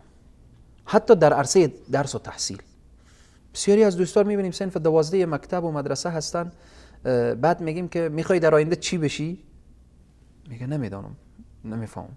حتی از یک پوانتون، از یک رشته فارغ میشه، از دانشگاه فارغ میشه، از پوانتون فارغ میشه، در این قسمت باز هم هنوزم متردده. میخوای در آینده چی بشی؟ چه کار باید بکنی؟ نمیفهمم، نمیدانم. پس وقتی هدف مشخص نبود، من امروز بعضی دوستا که چنین صحبت کردم، گفتم که میخوای چی بشی؟ گفت تا حال تصمیم نگرفتم. گفتم خب چی وقت میخوای تصمیم بگیری؟ باز امروز از او یک شوخی کردم، گفتم شما ببخشید تا حال مشخص کردیم میخوایم بهشت بریم یا دوزخ؟ در اصلا یعنی انسان باید مشخص کنه سرنوشت خور، هدف از زندگی خور. همه این مسائلیه که به زندگی انسان لذت ایجاد میکنه. و همچنین اگر به روی ارقام پیش بریم، مسئله هفتم اینه که کسی که مایب در زندگی از او لذت ایجاد بشه، کوشش نکنه که همه به میل او رفتار کنن. هیچ امکان نداره. مثلا ما در خانواده خود من مثلا تفریر دوست ندارم، رفتن به یک پارک دوست ندارم. خب شاید فامیل دوست داشته باشه، شاید اولادا دوست داشته باشن، اما وقتی اینها دوست دارن ما آیا با اینا برخورد کنم؟ شما حق نداریم به فلان پارک تفریحی بریم. شما درسته شاید بگن که ما برای از اونایی دلیل داشته باشم که پارک ناسالمیه، اونجا شاید فضای درستی نباشه. خب اما در یک کنار میشه انسان با فضای درست بره، با حجاب اسلامی بره، در بالاخره در این عرصه. مثلا من یک غذای دوست ندارم، شاید خانواده دوست داشته باشن. بله. در این عرصه سلیقه متفاوت طبیعتا. اما این نباید که این لذت زندگی مار به خاطر یک غذا، به خاطر یک شی بی ارزش، به خاطر یک گفتگوی بسیار پیش با افتاده لذت زندگی به هم بریزانه. پس حتی میبینیم از لحاظ شرعی قرآن عظیم الشان اشاره میکنه که وقتی که آدم و حوا در زمین میآین اشاره میشه که شما هر دو با هم در صیغه تثنیه ذکر میشه. آیه مبارکه قل نهبطوا منها. در آیه قبلش فرمودین که قلنا یا آدم اسکن یا آدم اسکن انت و زوجک. در اینجا میگه اسکن. اسکن یعنی چی؟ یعنی جایی که آدم سکونت میکنه هوا باید سکونت کنه. انت تو اسکن آدم، هر جایی که تو سکونت میکنی همسر تو با تو سکونت کن. از لحاظ شرعی هم همینه، هر جا که شوهر زندگی کرد همسری باید هم خانومی همراه زندگی کنه. و کلا منها. اما ادامه میایه و کلا تسنیه. آدم جان تو غذای شیرین خوش داری، هوا شاید شور خوش داشته باشه. و کلا تسنیه، شما بخورید با هم. وقتی اینجا در تسنیه ذکر میشه یعنی غذایی که زن دوست داره او غذا باید زن استفاده کنه، مرد استفاده. مثلا بعضی از مردها شاید طبیعتا چای سبز بخورن، اما اصرار میکنن که همسر اینا باید چای سبز بخوره، یکی چای سیاه میخوره همسر. این مسائلیه که اگر ما بخوایم که کوشش کنیم که همه به میل ما باشن، حتی قضیه شرعی، ما مثلا به عنوان یک داعی و دعوتگر ما در جامعه دعوت میکنیم. خب همه دعوت ما رو میپذیرن؟ نمیپذیرن طبیعتا. خب وقتی همه دعوت رو نمیپذیرن دیگه ما باید دیگه رنج ببریم که چرا دعوت خور کردیم، تبلیغ خور کردیم، وظیفه خور انجام دادیم و این نتیجه به دست الله سبحانه و تعالی. حتی پیامبر اکرم صلی الله علیه و سلم نشستن دعوت کردن، تبلیغ کردن، دیدن که ابو جهل، ابو لهب دیگه سران کفر اینا ایمان نمیاره، به غم، اندوه اینا نشستن، سر به زانو، به چرت و به فکر. آیه نازل میشه طه ما انزلنا علیک القرآن لتشقى. ای پیامبر ما این قرآن رو به تو نازل نکردیم که تو بشینی سر به گریبان و رنج ببری. ایمان آورد خود رو مشقت ننداز، ایمان آورد بفرمایه بره بهشت، ایمان نیاورد دوزخ جهنم. بله. در این راستا پس خود انسان هست که زندگی برای خود با لذت میگردانه. از چی؟ از این که این نکته باید متوجه باشه که کوشش نکنه که همه به میل، همه کارها به میل دل از او بشه، همه اعضای خانواده به میل دل از او غذا بخورن، به میل دل از او حرکت بکنن، به میل، ولی تلاش خور بکنه، زحمت خور بکشه. و در عرصه حتی شما ببینیم اگر خدای نخواسته اولاد انسان بیراه میشه. شما ببینیم در سنت الهی یک پیامبر که ابراهیم علیه السلام ابوالانبیا هست، پدری و یک شخص بت پرست و یا بت تراش و بالاخره در این راستا که ذکر شده در اقوال. اما وقتی که ابراهیم علیه السلام با او برخورد میکنه قال السلام علیک ساستغفر لك، که به تو آمرزش میخوام که جانب الله سبحانه و تعالی. ولی ابراهیم علیه السلام هیچ اوقات تلخی نمیکنه که به سر پدر داد بزنه، فریاد بزنه. یعنی منظور اینه که همون زندگی با لذتی که ابراهیم علیه السلام داشت نمیخواد که ایر از بین ببره، چون ارتباط با الله سبحانه و تعالی داشت، وظیفه خود انجام داد. همچنین میبینیم حضرت نوح علیه السلام با او همه تلاش که میکنه، فرزند از او ایمان نمیاره. قال یا نوح انه لیس من علیک انه عمل غیر صالح. باز هم نوح علیه السلام این درس این میده که یعنی ابراهیم علیه السلام هم همه کار به میل دلی نشد. خیلی میل قلبی داشتن که پدر ایمان بیاره. نوح علیه السلام خیلی دوست داشت که فرزند ایمان بیاره. پس نمیشه که همه کارها مطابق به میل ما بشه و همه به میل ما رفتار بکنن. پس این یکی از اسبابی که چگونه در زندگی ما لذت ایجاد میکنه اینه که کوشش نکنیم که همه به میل ما رفتار کنن. ممنونم جناب مولانا. اگر اجازه بدید ما تا همین 8 موردی که فکر کنم 8 مورد چون شما اشاره فرمودید بخاطر فراموش نشه از ذهن ما رو میان برنامه به همراه بینندگان عزیز ببینیم. برمیگردیم ان شاءالله در خدمت شما عزیزان و خوبان خواهیم بود، همچنان با ادامه موضوع که سعی بکنیم و تلاش بکنیم چگونه با وجود تمام مشکلات، سختی‌ها، مشقت‌ها و بار سنگین وظیفه اسلامی از زندگی خودمون لذت ببریم. همچنان با شما هستیم.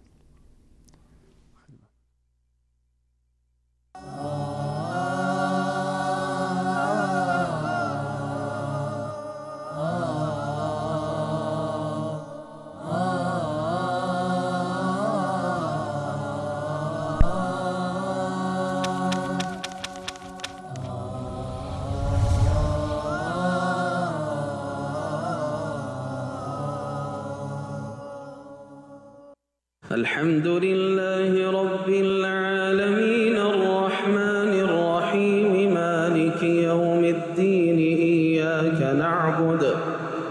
إياك نعبد وإياك نستعين اهدنا الصراط المستقيم صراط الذين أنعمت عليهم غير المغضوب عليهم ولا الضالين.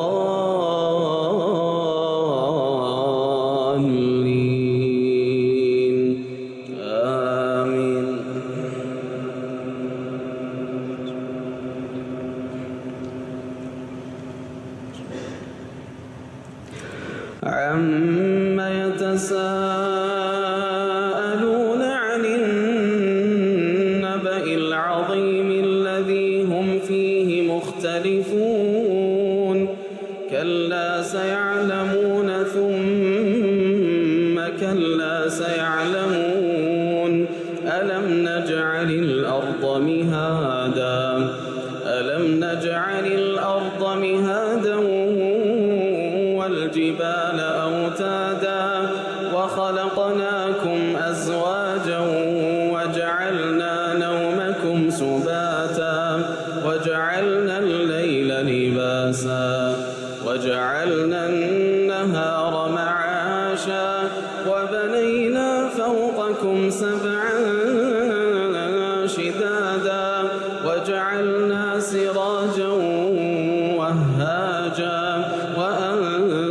وأنزلنا من المعصرات ماء ثجاجا لنخرج به حبا ونباتا وجنات ألفافا إن يوم الفصل كان ميقاتا يوم ينفخ في الصور فتأتون أفواجا وفتحت السماء فكانت أبوابا وسيرت الجبال فكانت سرابا إن جهنم كانت مرصادا للطاغين مآبا لابثين فيها أحقابا لا يذوقون فيها بردا ولا شرابا إلا حميما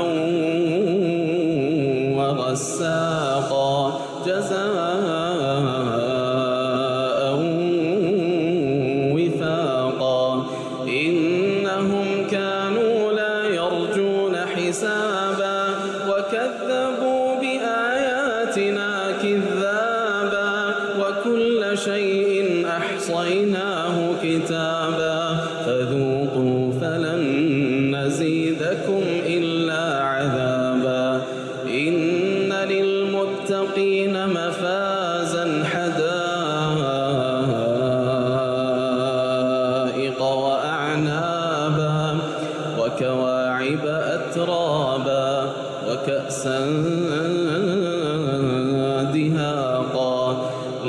يسمعون فيها لغوا ولا كذابا جزاء من ربك عطاء حسابا رب السماوات والأرض وما بينهما الرحمن رب السماوات والأرض وما بينهما الرحمن لا يملكون منه خطابا يوم يقوم الروح والملائكة صفا لا يتكلمون يوم يقوم الروح والملائكة صفا لا يتكلمون إلا من أذن له الرحمن لا يتكلمون إلا من أذن له الرحمن وقال صوابا ذلك اليوم الحق فمن شاء اتخذ إلى ربه مآبا إنا أنذرناكم عذابا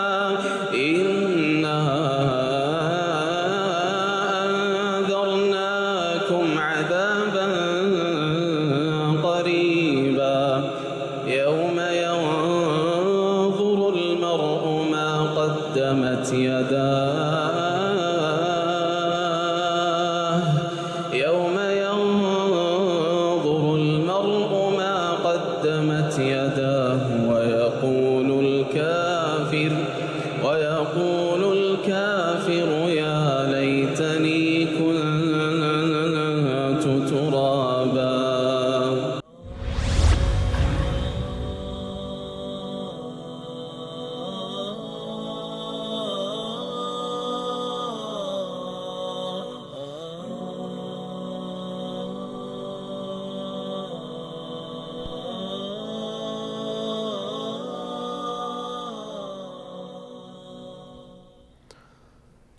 با عرض سلام مجدد خدمت همه شما خوبان و عزیزان همچنان با شما هستیم با موضوعی که چگونه از زندگی خود لذت ببریم. جناب مولانا نکات مهمی را اشاره فرمودن قبل از میان برنامه و دوست داریم که انشاءالله موضوع رو پی بگیریم با جناب دکتر نور محمد عمرا. جناب دکتر، اسبابی که سبب میشه تا انسان در زندگی بیشتر احساس لذت بکنه در هر شرایطی که هست، در هر سن و صنف و جنسی که هست، چه اسبابی رو غیر از آنچه که جناب مولانا اشاره فرمودن شما مؤثر میدونید و مهم میدونید در این راه؟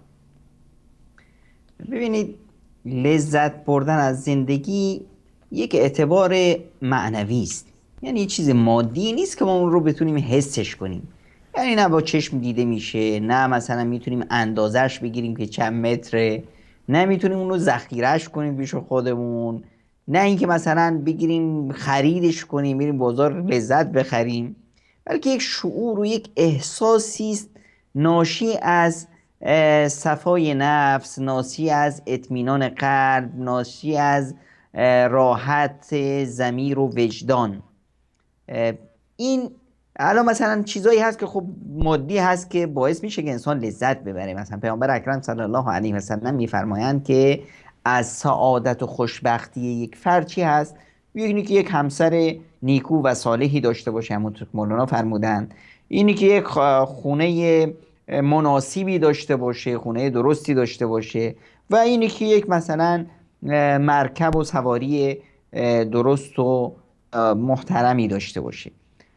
در حدیث دیگه میخونیم که پیامبر اکرم صلی الله علیه وسلم میفرمایند من اصبح آمنا فی سربه معافا فی بدنه عنده قوت یومه. کسی که تو زندگیش احساس، تو خونه و زندگیش که هست احساس امنیت داره، کسی که به اصطلاح در زندگیش صحت و سلامتیش درسته، به اصطلاح نون خشکش یا نون روزش و غذای روزش رو داره، فکأنما حیزت له الدنیا بحذافیرها، انگار که همه دنیا رو خداوند به اون داده. خب این مسائلی هست که بسیار حائز اهمیت است، مسائل مادی هست، نیازهای طبیعی انسان هست. خب در کنار این نیازهای طبیعی همه که اینا نیست، مهم این است که زاویه دید ایمانی فرد چی هست. پیامبر اکرم صلی الله علیه و سلم میفرمایند من کانت الاخرة همه جعل الله غناه فی قلبه. کسی که آخرت هم و غمش آخرته، خداوند این قلبش رو سرشار از قناعت میکنه. و جمع له شمله و اتته الدنیا و هی راغمه. همه این شخصیتش در خودش جمع میشه، یک توازن شخصیتی پیدا میکنه. دنیا دنبال این راه میفته و به در پی این هست. در مقابل کسی که هم و غمش شد دنیا، خداوند جعل الله فقره بین عینه، همیشه چشش خالی هست، همیشه احساس فقر میکنه. و فرق علیه شمله، این توازنش رو از دست میده. ولم یأته من الدنیا الا ما قدر له، از دنیا هم چی براش میرسه؟ همون چیزی که خداوند براش مقدر کرده. اینی که ما باید چطور به دنیا نگاه کنیم، یعنی اینی که فرد یک انسان، ببینید خداوند متعال در سوره نور آیه 37 یک تاجران رو وصف میکنه، 3 تا آیش میکنه، تعریفشون میکنه. رجالون لا تلهیهم تجارتون، اینایی که بازرگان هستن، ویژگی خاصی که دارن چی هست؟ این افرادی که باعث شده قرآن از اونها تعریف کنه اینه که تجارت و بازرگانی و دنیاشون اونها رو از اصل هدف آفرینش به اصطلاح دور نمیکنه. ببینید خداوند متعال میفرماید یا ایها الذین آمنوا لا تحرموا طیبات ما احل الله لكم، ای مؤمنان اون چیزای خوبی که خداوند برای شما حلال کرده اون رو حرامش نکنید. یعنی چی؟ یعنی که آقا حرامش نکنید، این حلاله. یعنی ما این حلال نکردیم، ما این رو گرفتیم واجبش کردیم، این رو فرض کردیم، هم و غممون شده همین طیبات. اصل موضوع که و ما خلقت الجن والانس الا لیعبدون اون از یادمون رفته. اصل موضوع که کنتم خیر امت اخرجت للناس تأمرون بالمعروف و تنهون عن المنکر، دعوت و هدایت و اصلاح جامعه، این از یادمون رفته. اینجاست که یک انسان عاقل میاد چیکار میکنه؟ اصل موضوع رو، هدف رو میاره اصل موضوع قرار میده، زندگیش رو هدف قرار میده. حالا برای رسیدن به این هدف خب یه نیازهایی داره، یه زندگیشو باید گذران بکنه. این زندگی و نیازهاش رو هدفمند میکنه برای رسیدن به اصل موضوعی خلقت هست. اینجاست که یک پزشک، یک نانوا، یک نمیدونم بازرگان، یک مهندس میتونه در مسیر کارش خیلی خیلی بهتر باشه از یک امام و یک نمازگزاری که صبح و شب تو مسجد نشسته دنبال عبادت. عثمان ابن عفان از نظر درجه و مکانت به مراتب بالاتر از چی؟ از همه اونایی که تو اصحاب صفه بودن. اصحاب صفه که همه هم و غمشون شده بود دین، عثمان تاجر بازرگان از اونها زد جلو. چرا؟ چون که رجال لا تلهیهم تجارتون ولا بیع عن ذکر الله، این تجارت و زندگی و مسیر زندگیشون اونها رو از ذکر خدا، از یاد خدا غافل نمیکنه. اینجاست که زندگی براشون لذت بخش میشه، همه موارد زندگی لذت بخش میشه. سختی در این زندگی خود سختی لذت بخش میشه، چون که سختی همونطور که مولانا اشاره کردن، سختی و فشار و شکنجه‌ای که رو بلال بود لذت بلال رو دوچندان میکرد.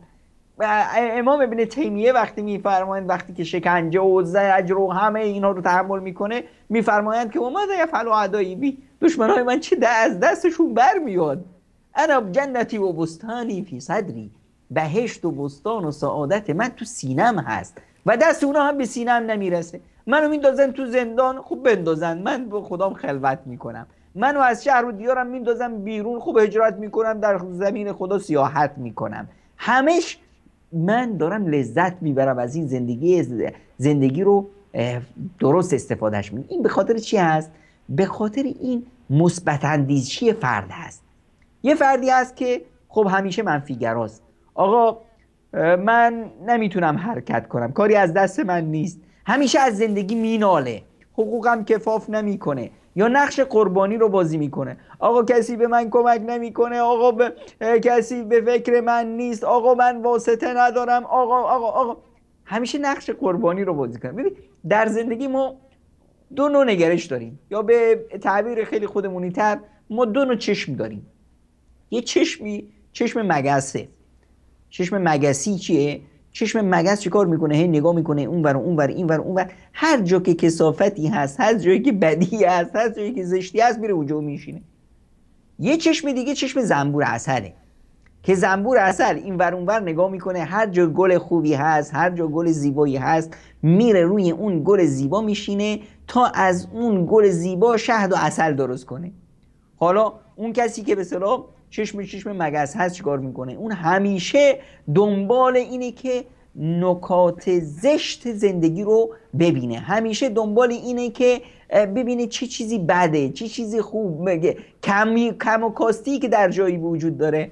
دوستی تعریف میکرد، میگفت که خانم من به اصطلاح منفیگراترین شخصی است که در تاریخ بشریت خلق شده. گفتم چطور؟ میگه وقتی جایی میخوایم بریم، میخوام مثلا ببرمشون پارکی، جایی برای گردش، در و بچه‌ام رو میگیرم میرم، خانم هم این ور و اون ور نگاه میکنه، این ور اون ور، یه ایرادی پیدا میکنه، شروع میکنه باز به جر و بحث کردن که این چه جایی که ما رو آوردی، اینجا بگه این کم و کاستی رو داره، اینجاشو ببین، اینجا رو ببین، آب کثیف اینجا جمع شده فلان، همه این شادی رو میکنه تلخ. میگه من مونده بودم چی کار کنم. هی از دوستان میگفتم جایی هست که در اونجا دیگه هیچ کم و کاستی نشه. تا آخر یه دوستی به من اشاره کرد که فلانجا خیلی جای زیبایی هست، اونجا اگه خانومتو ببری دیگه وا میمونه، دیگه نمیتونه ایرادی پیدا کنه. میگه منم فکر کردم خب این به اصطلاح منفیگرای تاریخ بشریت رو ببرم اونجا.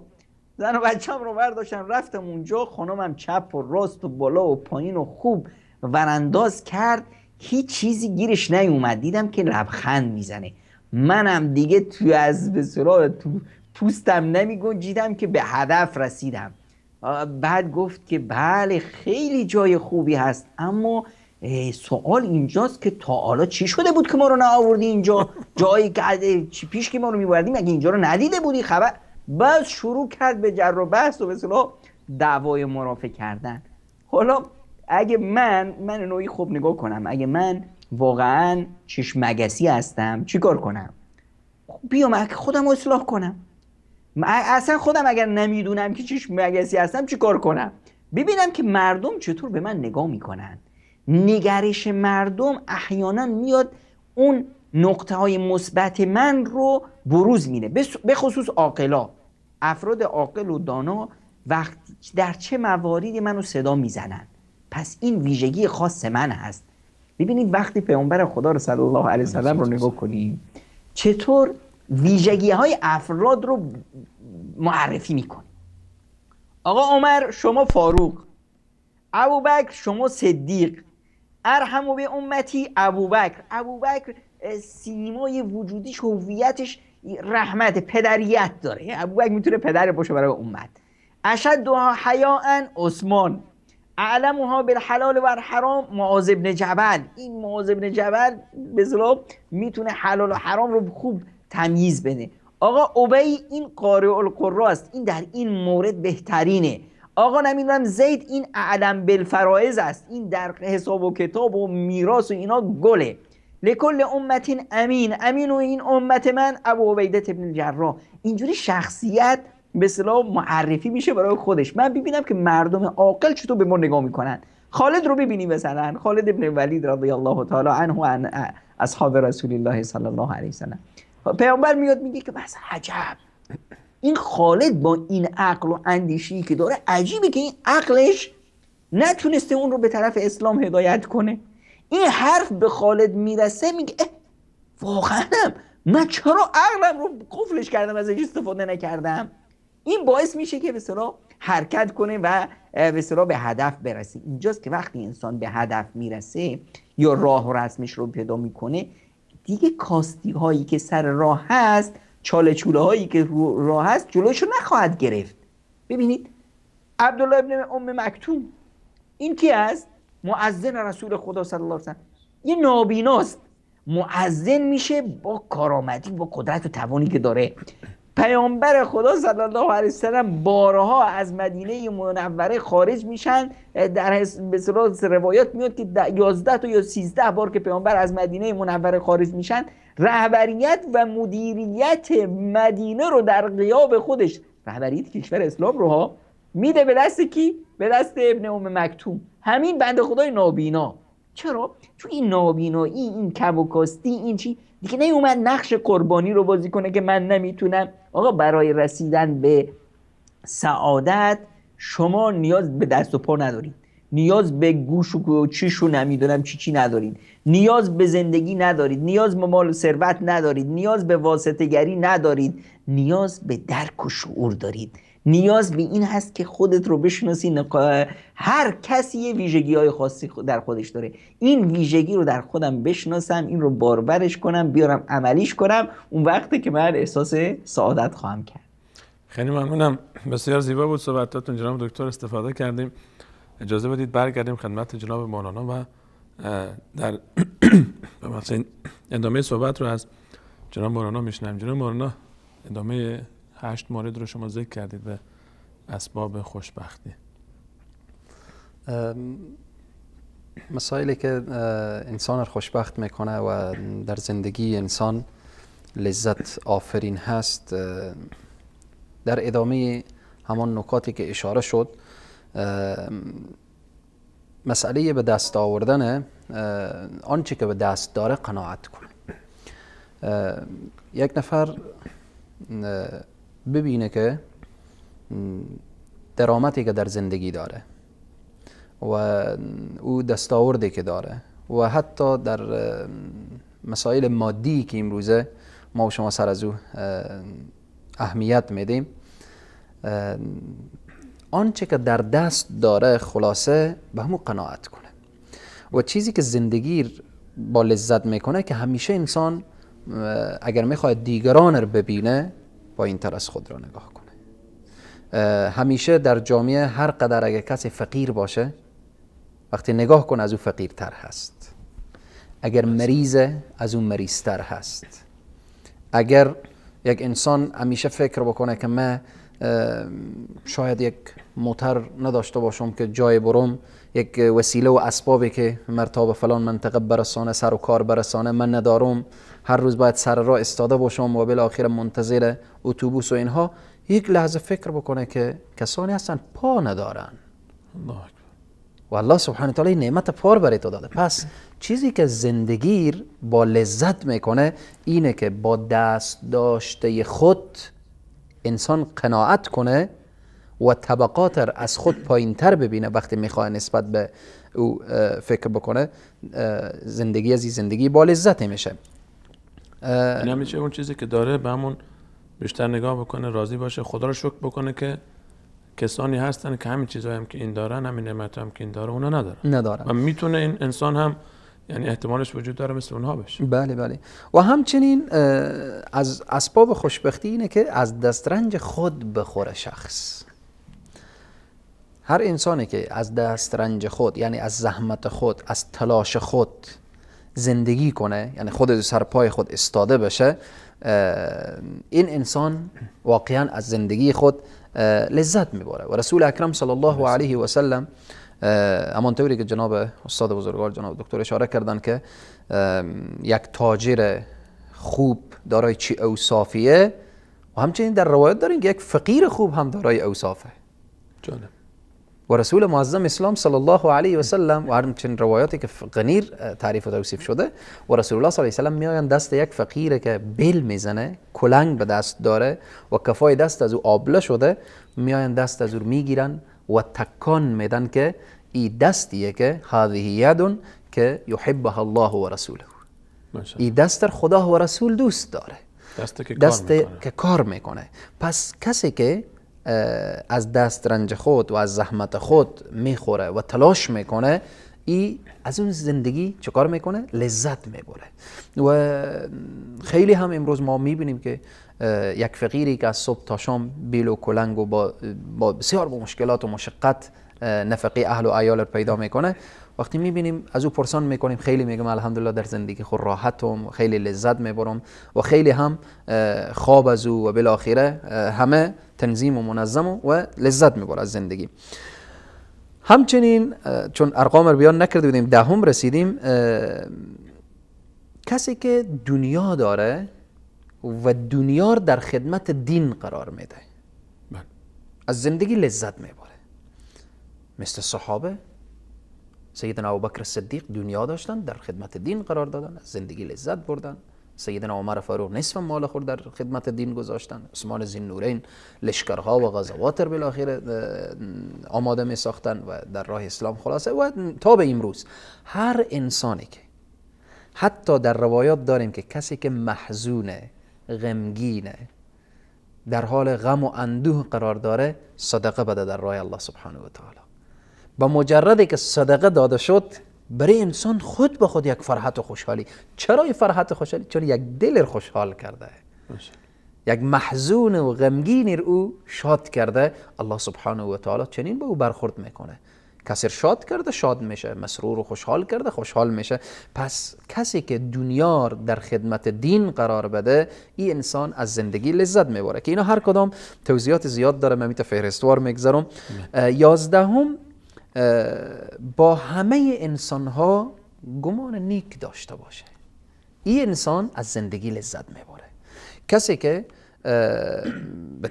آیه مبارکه هم هست که یا ایها الذین آمنوا اجتنبوا کثیرا من الظن ان بعض الظن اثم ولا تجسسوا. و در حدیث رسول الله صلی الله علیه و سلم ظن المؤمنین خیرا، باید که گمان مسلمان همیشه در خیر باشه. و رسول الله صلی الله علیه و سلم قرآن عظیم شان هم ما متوجه میسازه که شما پرهیز کنیم از اینکه گمان بد نسبت به یک مسلمان و یک دیگر داشته باشیم.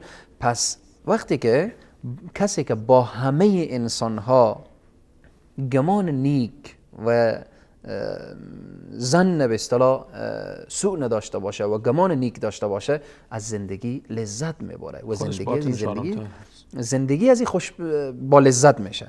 چون همه ی حرکت ها سبب آرامش انسان میشه. آرامش که در زندگی انسان آمد، طبیعتا لذت همراه خود داره.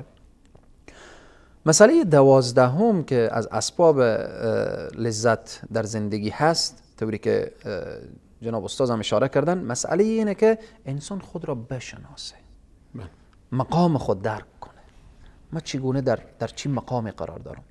من ارتباط به مقام انسان، ارزش انسان یا ساخت و ساز انسان فقط 2 آیه اشاره میکنم. یک آیه اینه که الله سبحانه و تعالی میفرماید لقد خلقنا الانسان فی احسن تقویم.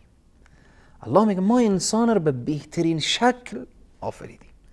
یعنی در دنیا ما جالبه که بعضی انسان ها رفته شیفته یک آهو شده، شیفته یک طاووس شده. طاووس واقعا یک پرنده زیبایی، مرغ زیبایی.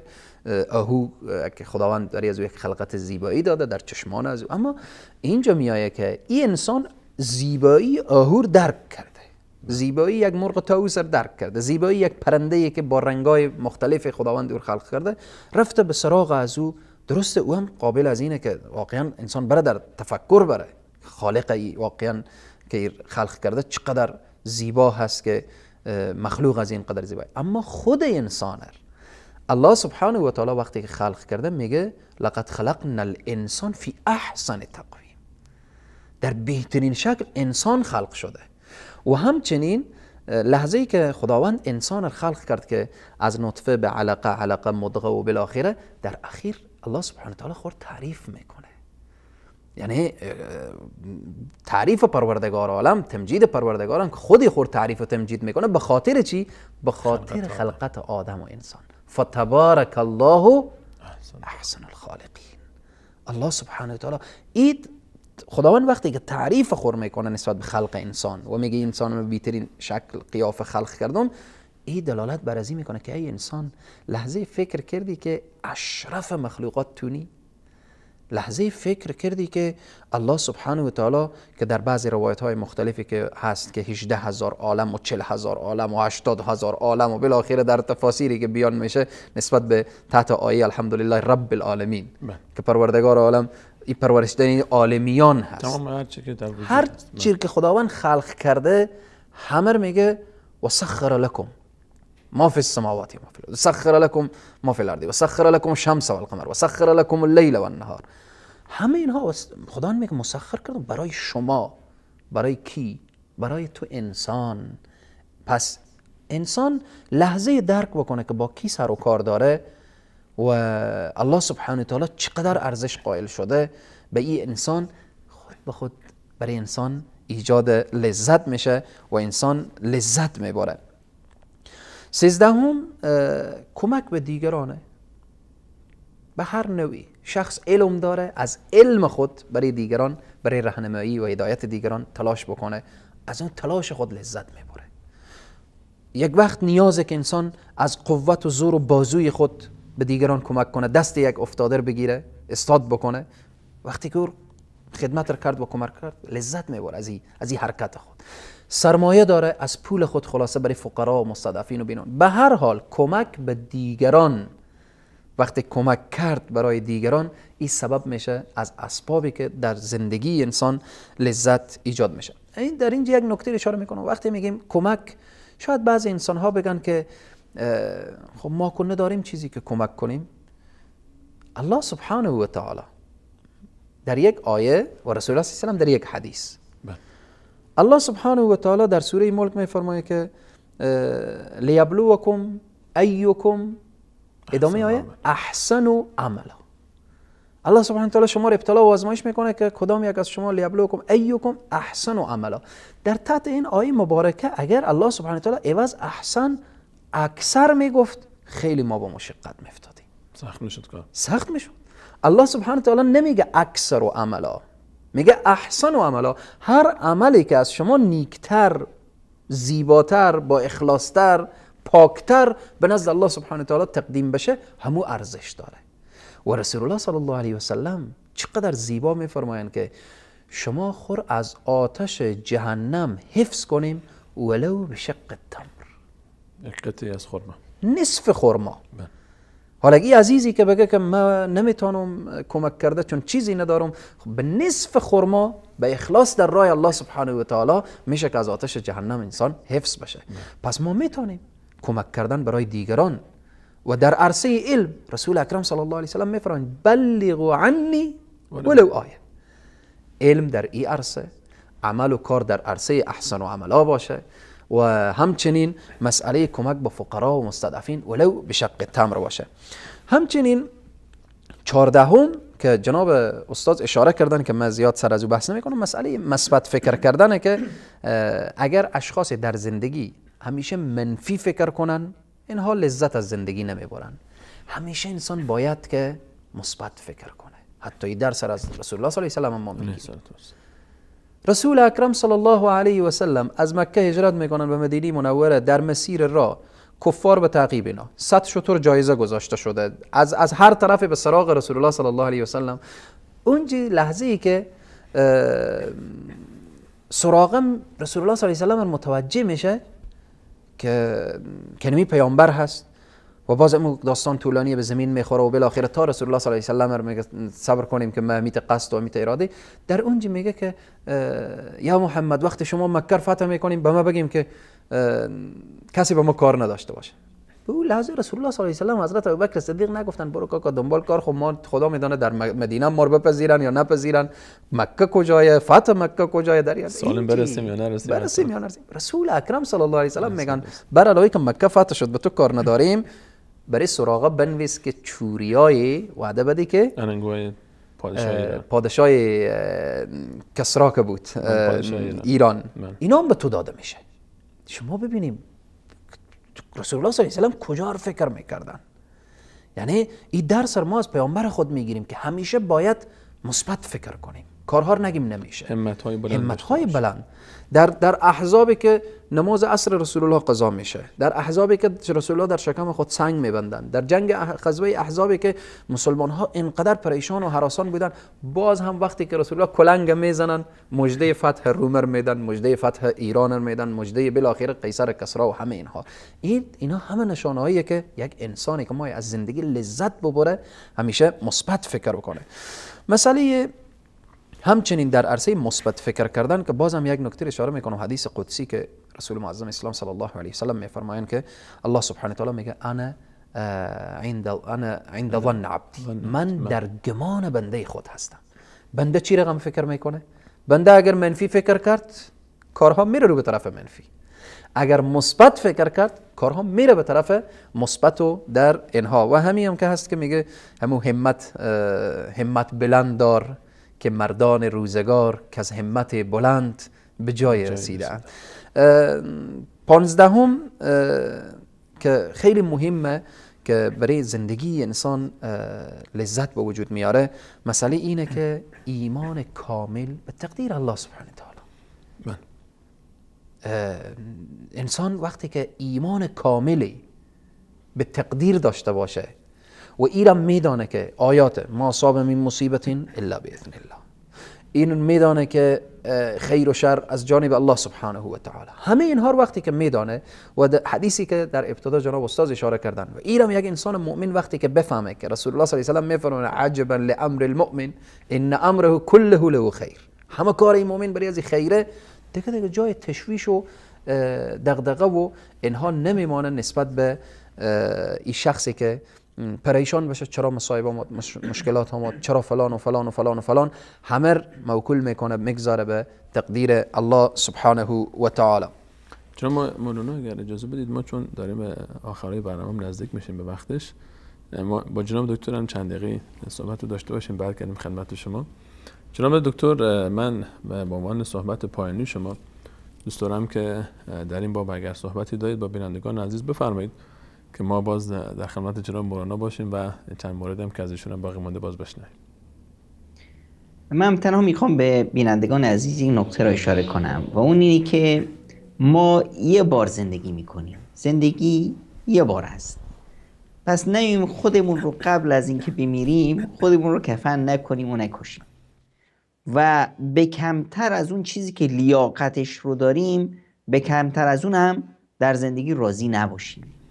ببینید انسان وقتی که همونطور که مولانا اشاره کردین که همت داشته باشه، الان ما ببینیم مثلا این همه زجر و شکنجه و فشاری که روی مسلمون ها در روسیه بود الان تو روی مسلمون ها در چین هست، حالا ببینید این مسلمون چطور دینش رو حفظ کرده. میای میگی که آقا من در اینجا سپاه هست و فلان هست و آقا خونداند و فلان، آقا در همین فضای به اصطلاح سختی که شما دارید ای مؤمن، در همین فضا آقا آیت الله برقعی اومد بیرون، از همین فضا حیدر علی قلمداران اومد بیرون، از همین فضا حجت الاسلام علی رضا رادمهر اومد بیرون. اینه که من باید یک همتی داشته باشم مثل همت عقبة ابن نافع که میاد آقا روی اقیانوس میرسه میگه که آقا اگر میدونستم پشت سر این اقیانوس هم سرزمینی هست و انسان زندگی میکنن دین خودمو به اونجا میرسوندم. مثل ابوبکر باشیم که وقتی که همه دنیا به اصطلاح میخوان که اسلام رو ریشه کن کنند، ابوبکر بلند میشه میگه ایون قصر الاسلام و ان حی، امکان داره که اسلام یه چیزی از اسلام کاسته بشه و من زنده باشم. یا عمر که بیاد بگه که اولسنا علی الحق یا رسول الله، ما رو حق نیستیم پس چرا بیایم پنهان بشیم. اینه که انسان وقتی که این همت رو داشته باشه، این طور به زندگی نگاه کنه، اینه که زندگیش ثمره میده، این زندگیش باعث میشه که اون در ازش لذت ببره و آینده خوبی رو برای خودش هم در دنیا و هم در آخرت رقم بزنه.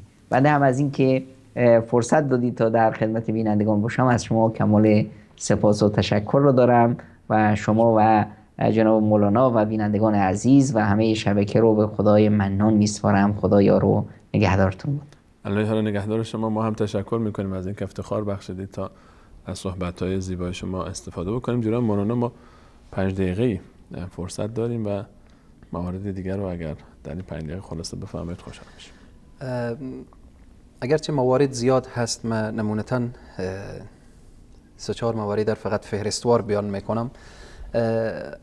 اگر کسی خواسته باشه که از زندگی لذت ببره، نکته یا رقم 16 هم بود، چی پسر و چی دختر ازدواج کنه با شخص صالح، با انسان دیندار، که تشریح از این میگذاریم به خود عزیزا و بیننده. دختر یک پسر صالح و پسر یک دختر صالحه انتخاب بکنه.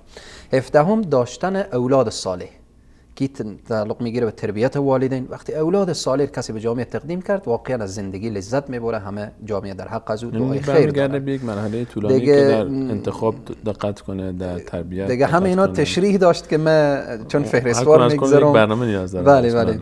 18 همت و پشتکاره که زندگی انسان که در کاری که داره پشتکار داشته باشه و در او راه همت داشته باشه.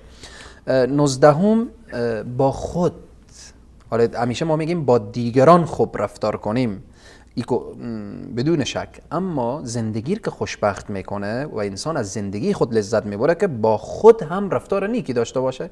رسول معظم اسلام صلی الله علیه و سلم در حدیث میفرمایند که ان لربک علیک حق و ان لنفسک حقا و لاهلک علیک حقا. رب تو به تو حق داره، نفس تو به تو حق داره و اهل تو به تو حق داره. این حقوق وقتی که درست و صحیح رعایت بشه زندگی با لذت میشه. نکته اخیری که شاید بعضی از انسان ها فکر بکنن که ما که رفتیم لذت را از دیگه جا کسب کردیم ولی لذت نبود، ذلت بود، گناه، معصیت، فسق، فجور، گناه های صغیره کبیره انجام دادیم تا زندگی ما لذت بخش بشه ولی لذت نبردیم، چه کار باید بکنیم؟ حرف اخیر اینه که زندگی که با لذت میکنه توبه هست، که رسول معظم اسلام صلی الله علیه و سلم ارتباط به توبه میفرمایند که من تاب قبل ان تطلع الشمس، کسی که توبه کنه پیش از این که خورشید از طرف مغرب طلوع کنه تاب الله علیه، توبه از خداوند میپذیره و آمده که ان الله لا يقبل توبه العبد ما لم يغرغر، تا نفس به حلقوم نرسیده باز هم الله سبحانه و تعالی یقبل توبه العبد، توبه میپذیره. و همچنین آمده که التائب من الذنب كما لا ذنب له، کسی که توبه میکنه اصلا مثل از اینه که گناه نکرده. و قرآن هم میفرماید و توبوا الی الله جمیعا ایها المؤمنون لعلکم تفلحون، توبه رستگاری رو به وجود میاره.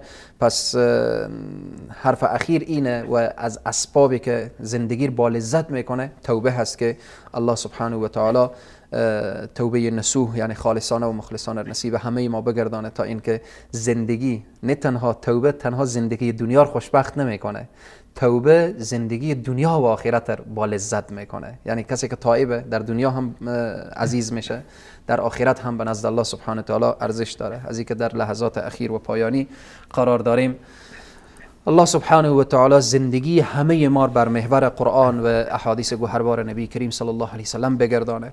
وقتی تو مسلمان، تو خواهر و برادر میخواهی که از زندگی لذت ببری، واقعا دوست داری لذت، زندگی خود را عیار بکن مطابق به قرآن و سنت رسول الله صلی الله علیه و سلم.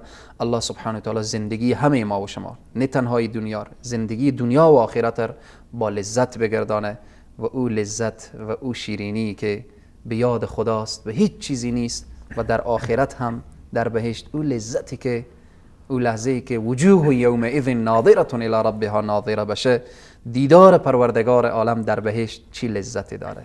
پس سخن آخر خود را با قول شیخ ابو اسماعیل هیروی خواجه عبدالله انصاری ختم میکنم که میفرمایند الهی در دنیا هرچی مرا نصیب است به بیگانگان دادم، در عقبا هرچی مرا ذخیره است به مؤمنان دادم.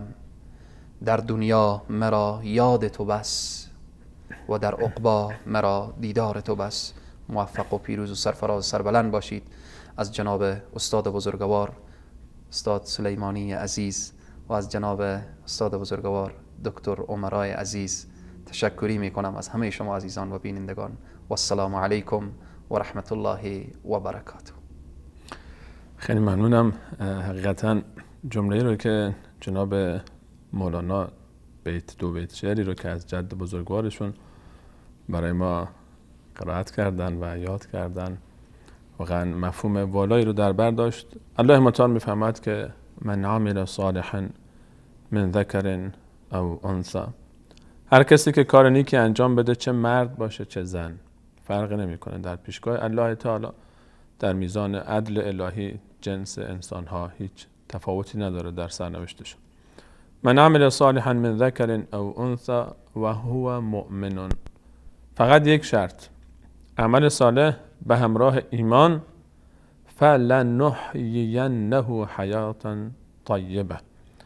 حتما حتما حتما، سه تا تاکید داره این کلمه، فلنحیینه، قطعا، یقینا، بدون شک به اون یک زندگی میدیم، حیاتا طیبه، زندگی که پاکه، زندگی که زیباست، زندگی که از اون لذت میبره. اگر به مانند یوسف علیه السلام در قعر چاهی افتاده باشه، باز هم بهشتش در درونشه و لذت میبره، و اگر به مانند سلیمان نبی بر تخت شاهی هم بنشینه، باز هم چون با یاد الله تعالی آمیخته است، کارش، زندگیش لذت میبره.